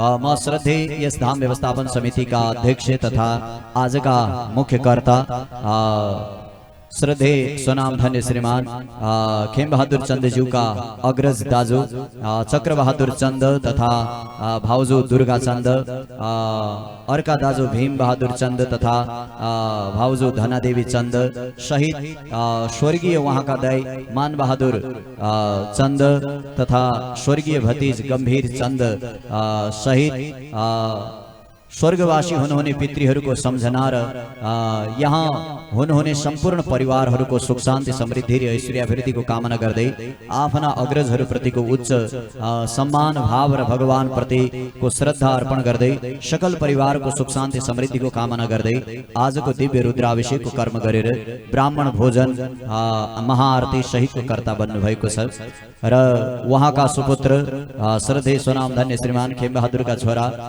भरत चंद तथा अहिले परवासमा रहनुभएका टेकेन्द्र चंद कहाँ हुनुहुन्छ यहाँ जापान श्रद्धेय वहाँका सुपुत्र स्वनाम धन्य श्री टेकेन्द्र चंद अहिले परवास जापानको बसाइमा हुनुहुन्छ। उहाँको परवासको बसाइ सुन्दर बनिरहोस् र आमा बुवाले जुन इच्छा गर्नुभएको छ त्यो इच्छालाई सफलता गर्ने सामर्थ्य भगवान बेहणा बाबाले प्रदान गरिरहन्, आफ्नो कर्ममा सदैव अडिग रहने सामर्थ्य प्रदान गरून् भन्दै अर्का पुत्र लोकेन्द्र चंद निरज चंद सहित छोराहरूको सुस्वास्थ्य दीर्घायु सहित सत्कर्म र सत्मार्गमा अग्रसर भइरहन् भन्ने भगवानसँग कामना गर्दै आफ्नी बुहारी भगवती चंद सहित सकल परिवारमा सदैव सदैव उन्नति प्रगति बनिरहोस्, भगवान बेहणा बाबाको कृपा आशीर्वाद बनिरहोस् भन्ने कामनाले भगवानको चरणको शरण लिनु भएको छ। र त्यसैगरी उहाँकी छोरी प्रकृति चंद सिंह तथा उहाँका ज्वाइँ पारस सिंहज्यू सहित अर्की छोरी गायत्री चंद धना हाल क्रोसिया हैन क्रोसिया विदेश क्रोसिया परवासमा हुनुहुन्छ। गायत्री चंद धना ज्यूको सकल मनोकामना परिपूर्ण भएर जाओस् र साथै यही यसै श्री बेहड़ा बाबा मंदिर व्यवस्थापन सेवा समिति का अध्यक्ष श्री खेम बहादुर चंदज्यू तथा वहाँ की ममतामयी माता सहित सकल परिवार यही हुनुहुन्छ र श्रद्धेय स्वनाम धन्य श्रीमान खेम बहादुर चंदज्यू तथा वहाँ की धर्मपत्नी विष्णा देवी चंदज्यू तथा अर्की धर्मपत्नी विष्णा देवी चंदज्यू हुनुहुन्छ। उभय परिवार यही हुनुहुन्छ र उहाँको कोखबाट जन्मनु भएकी र कामको सिलसिलामा प्रवासमा रहेर आफ्नो सक्रिय कार्यमा अग्रसर रहनु भएकी गायत्री चन्द धनाज्यूले आफ्नो मनले सोचेको कर्म पूरा होस् भन्नका निमित्त र आफ्नो कर्महरूमा सदैव अग्रसर हुन पाऊँ र प्रगति हुँदै जाओस्, भगवानको कृपा प्रसादले उन्नति बन्दै जाओस् भन्नका निमित्त उहाँले पनि महाआरतीको लागि भनेर क्रोसियाबाट सहयोग हातहरू अग्रसर गर्दै श्रद्धेय अध्यक्षज्यू की धर्मपत्नी सहित जो यहाँ उपस्थित हुनुहुन्छ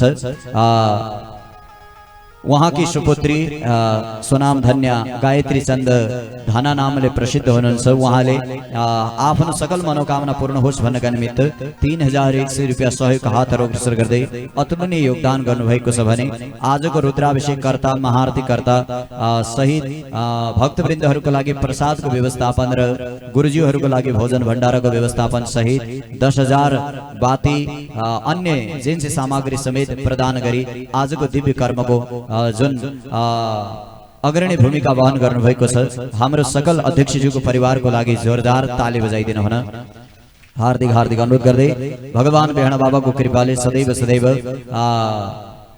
भगवान बेहड़ा बाबाको चरणको शरण लिने सो अवसर भगवानले सदैव सदैव प्रदान गरिरहन् र भगवान बेहड़ा बाबा प्रतिको यो श्रद्धा र आस्था हजुर चन्द परिवारमा सदैव सदैव बनिरहोस् भन्ने भगवानसँग मङ्गल कामना गर्दै अब सम्मान अनि है त्यसै गरी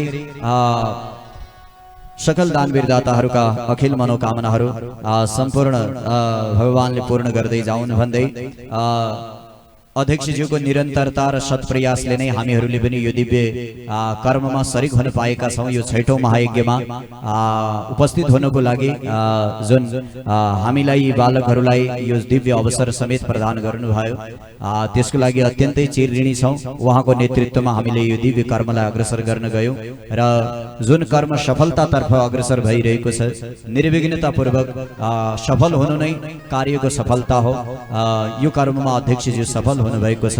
उहाँ लगायत सिंह बेहड़ा बाबा मन्दिर व्यवस्थापन सेवा समितिलाई हृदयदेखि आभार प्रकट गर्दै धनगढी उपमहानगरपालिका वडा नम्बर 15 उर्मा बस्नुहुने शान्ति कटान घर भएकी विगत 6-7 वर्षदेखि हालसम्म यस श्री बेहड़ा बाबाको शरणमा रहेर सदैव सेवा गर्दै आउनु भएकी गर्भी देवी चौधरीज्यूले सहयोगका हातहरू अग्रसर गर्नुभएको छ। कहाँ हुनुहुन्छ गर्भी चौधरीजी? यहाँ हुनुहुन्छ। उहाँलाई रामनामी दोसल्ला वडाई सम्मान गरिदिनु हुन म हार्दिक हार्दिक अनुरोध गर्न चाहन्छु श्रद्धेय अध्यक्षज्यूलाई। र त्यसै गरी धनगढी उपमहानगरपालिका वडा नम्बर 16 रामपुर बस्नुहुने डम्बर बमज्यूले स्वर्गीय बुवा तारासिंह बमको सम्झना र स्मृतिमा महाआरती भेटी अर्पण गर्नुभएको छ। उहाँकी माता खिमा देवी, धर्मपत्नी कल्पना बम, छोरी पुष्पा बम, छोरा विशाल वम सहित सकल परिवारमा सुख शान्ति बनिरहोस् भन्दै अर्का सहयोगी हुनुहुन्छ गोमा चन्द धनगढी 16 बाट 605 रुपियाँ, धनदेवी चन्दज्यूले रामपुरबाट 1005 रुपियाँ सहयोग प्रदान गरी अतुलनीय योगदान गर्नुभएको छ। यदि धनादेवी चन्दज्यू यहाँ हुनुहुन्छ भने कृपया मञ्चमा आइदिनु होला। धनादेवीज्यूलाई रामनामी दोसल्ला वडाई सम्मान गरिदिनु हुन हार्दिक हार्दिक अनुरोध गर्दै महामती धामीज्यू र डाक धामीज्यूबाट धनगढी 16 रामपुरबाट 505 रुपियाँ सहयोग प्रदान गर्नुभएको छ भने तेजराम राणाज्यूले धनगढी 16 घसीटाबाट हवनको लागि जौ तिल आदि हवन जेन्सी सामग्री प्रदान गरी अतुलनीय योगदान गर्नुभएको छ।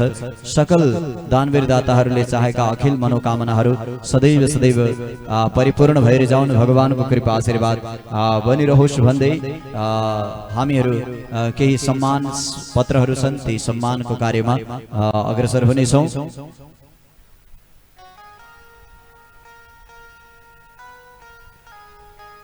धनगढी उपमहानगरपालिका वडा नम्बर 16 रामपुर कैलाली बस्नुहुने श्रद्धेय स्वनाम धन्य गायत्री चन्द धनाज्यूले यस महायज्ञमा अतुलनीय योगदान गर्दै महाआरतीको कर्ता बनी सहयोगका हातहरू अग्रसर गर्नुभएकोमा सकल गायत्रीज्यूको परिवारमा सुख शान्ति समृद्धि ऐश्वर्य वृद्धि बनिरहोस् भन्ने भगवानसँग कामना गर्दै यो दिव्य कर्ममा शरीक हुनुभएकोमा यहाँको उत्तरोत्तर प्रगति र उन्नतिको कामना सहित यो सम्मान पत्र प्रदान गरिदिनु हुन यस श्री बिहान बाबा मन्दिर व्यवस्थापन सेवा समितिका अध्यक्ष श्रद्धे खेमबहादुर चन्दज्यूलाई हार्दिक हार्दिक अनुरोध गर्न चाहन्छौँ र प्रतिनिधिज्यूले ग्रहण गरिदिनु हुनेछ। उहाँकी ममतामयी माता हुनुहुन्छ, कृपया आमाले यो सम्मान पत्र ग्रहण गरिदिनु हुनेछ भन्दै यो सम्मान पत्र ग्रहण गरिदिनु हुन हार्दिक हार्दिक अनुरोध गर्दै प्रदान गरिदिनु हुन अध्यक्षज्यूलाई हार्दिक हार्दिक अनुरोध गर्न चाहन्छौँ र त्यसै गरी यस श्री बिहान बाबा मन्दिर व्यवस्थापन सेवा समिति धनगढी 16 रामपुर कैलालीले आयोजना गरेको यो दिव्य कर्ममा स्वनाम धन्य विष्णादेवी चन्दज्यूले यस दिव्य कर्ममा शरीक भएर आजको दिनभरिको रुद्राभिषेकको कर्ता ब्राह्मण भोजन महाआरती सहित दिनभरिको कर्ममा शरीक भएर जुन यो मन्दिरले गरेको कर्ममा शरीक भई ऐतिहासिक कार्यमा यहाँले गर्नुभएको योगदानको उच्चतम कदर गर्दै उत्तरोत्तर प्रगति र उन्नतिको कामना सहित यो सम्मान पत्र ग्रहण गरिदिनु हुन म श्रद्धेय स्वनाम धन्य श्री विष्णादेवी चन्दज्यूलाई हार्दिक हार्दिक अनुरोध गर्न चाहन्छौँ र सम्मान गरिदिनु हुन यस श्री बिहान बाबा मन्दिर व्यवस्थापन सेवा समितिका अध्यक्ष श्रद्धेय व्यक्तित्वलाई हार्दिक हार्दिक अनुरोध गर्दै त्यसै गरी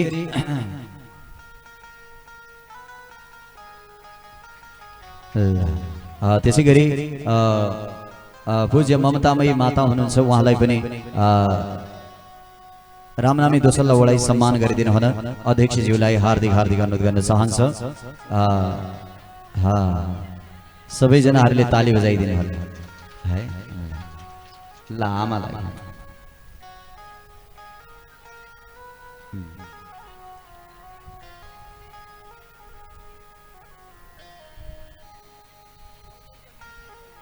त्यसै गरी मती कल्पना बमज्यूले धनगढी 16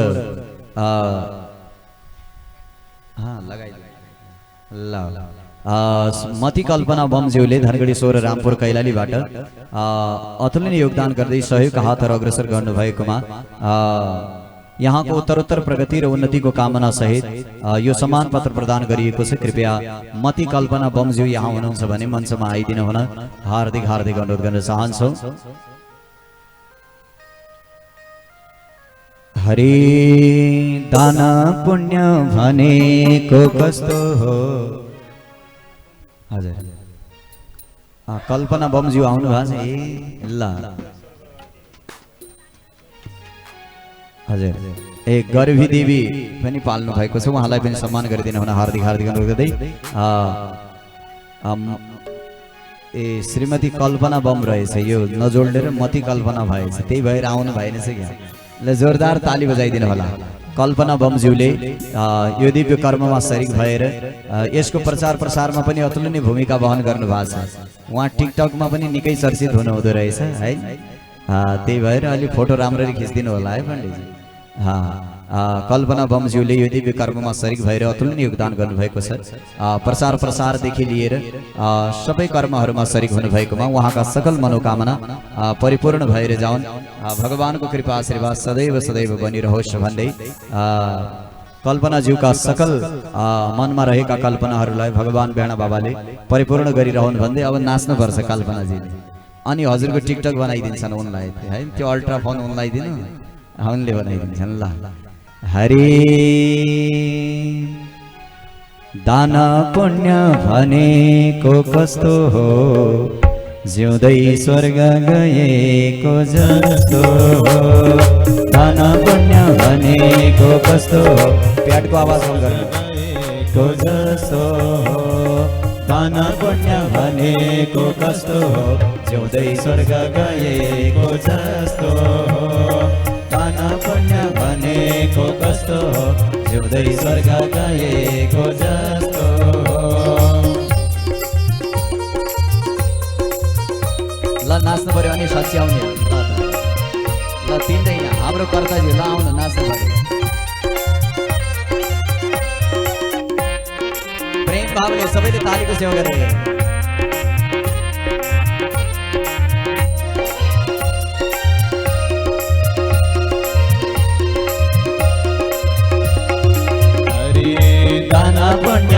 भनेको कस्तो हो जिउँदै स्वर्ग गएको जस्तो हो दान पुण्य भनेको कस्तो हो जिउँदै स्वर्ग गएको जस्तो हो दान पुण्य भनेको कस्तो हो जिउँदै स्वर्ग गएको जस्तो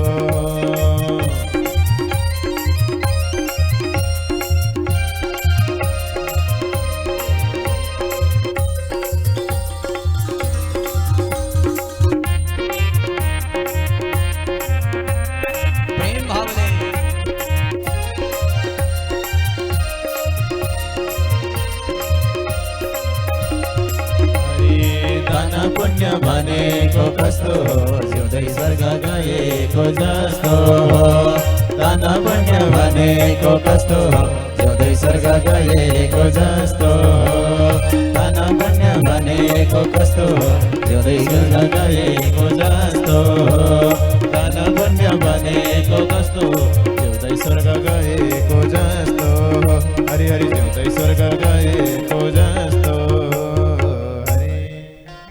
बोल दानवीर दातार को भक्तवत्सल भगवान को लाभ 61 सबै जनाहरु उठ्नु होला आजको यो दिव्य कर्मलाई यही विश्राम गर्दै बाँकीका विशेष चर्चाहरु भोलिको सत्रमा सबै जनाहरु कथा श्रवणमा सरिक हुनेछौं भन्दै ल सबै जनाहरु उठ्नु होला अब आरतीको समय छ अगाडि अगाडि आउनु होला एउटा मिठो नाच्ने भजन निकाल्नु होला रोइला निकाल्नु रोइला शिव जटाधारी कहिले होला सवारी शिव जटाधारी कहिले होला सवारी शिव जटाधारी कहिले होला सवारी शिव जटाधारी कहिले होला सवारी शिव जटाधारी कहिले होला सवारी शिव जटाधारी कहिले होला सवारी शिव जटाधारी कहिले होला सवारी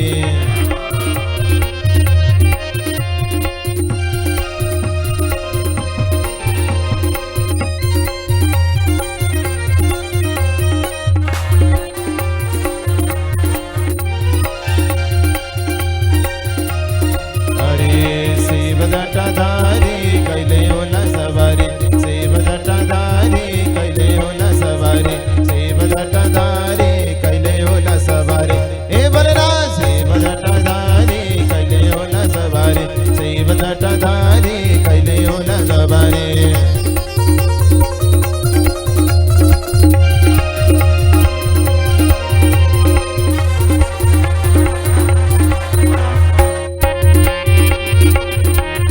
हरि बोल हरे शिव जटाधारी कहिले होला सवारी शिव जटाधारी कहिले होला सवारी शिव जटाधारी कहिले होला सवारी शिव जटाधारी कहिले होला सवारी शिव जटाधारी कहिले होला सवारी शिव जटाधारी कहिले होला सवारी सवारी हरि हरि बिलपत्र को घारी शिवजी को फुलवारी बेलपत्र को घारी शिवजी को फुलवारी बेलपत्र को घारी शिवजी को फुलवारी बेलपत्र को घारी शिवजी को फुलवारी बेलपत्र को घारी शिवजी को फुलवारी बेलपत्र को घारी शिवजी को फुलवारी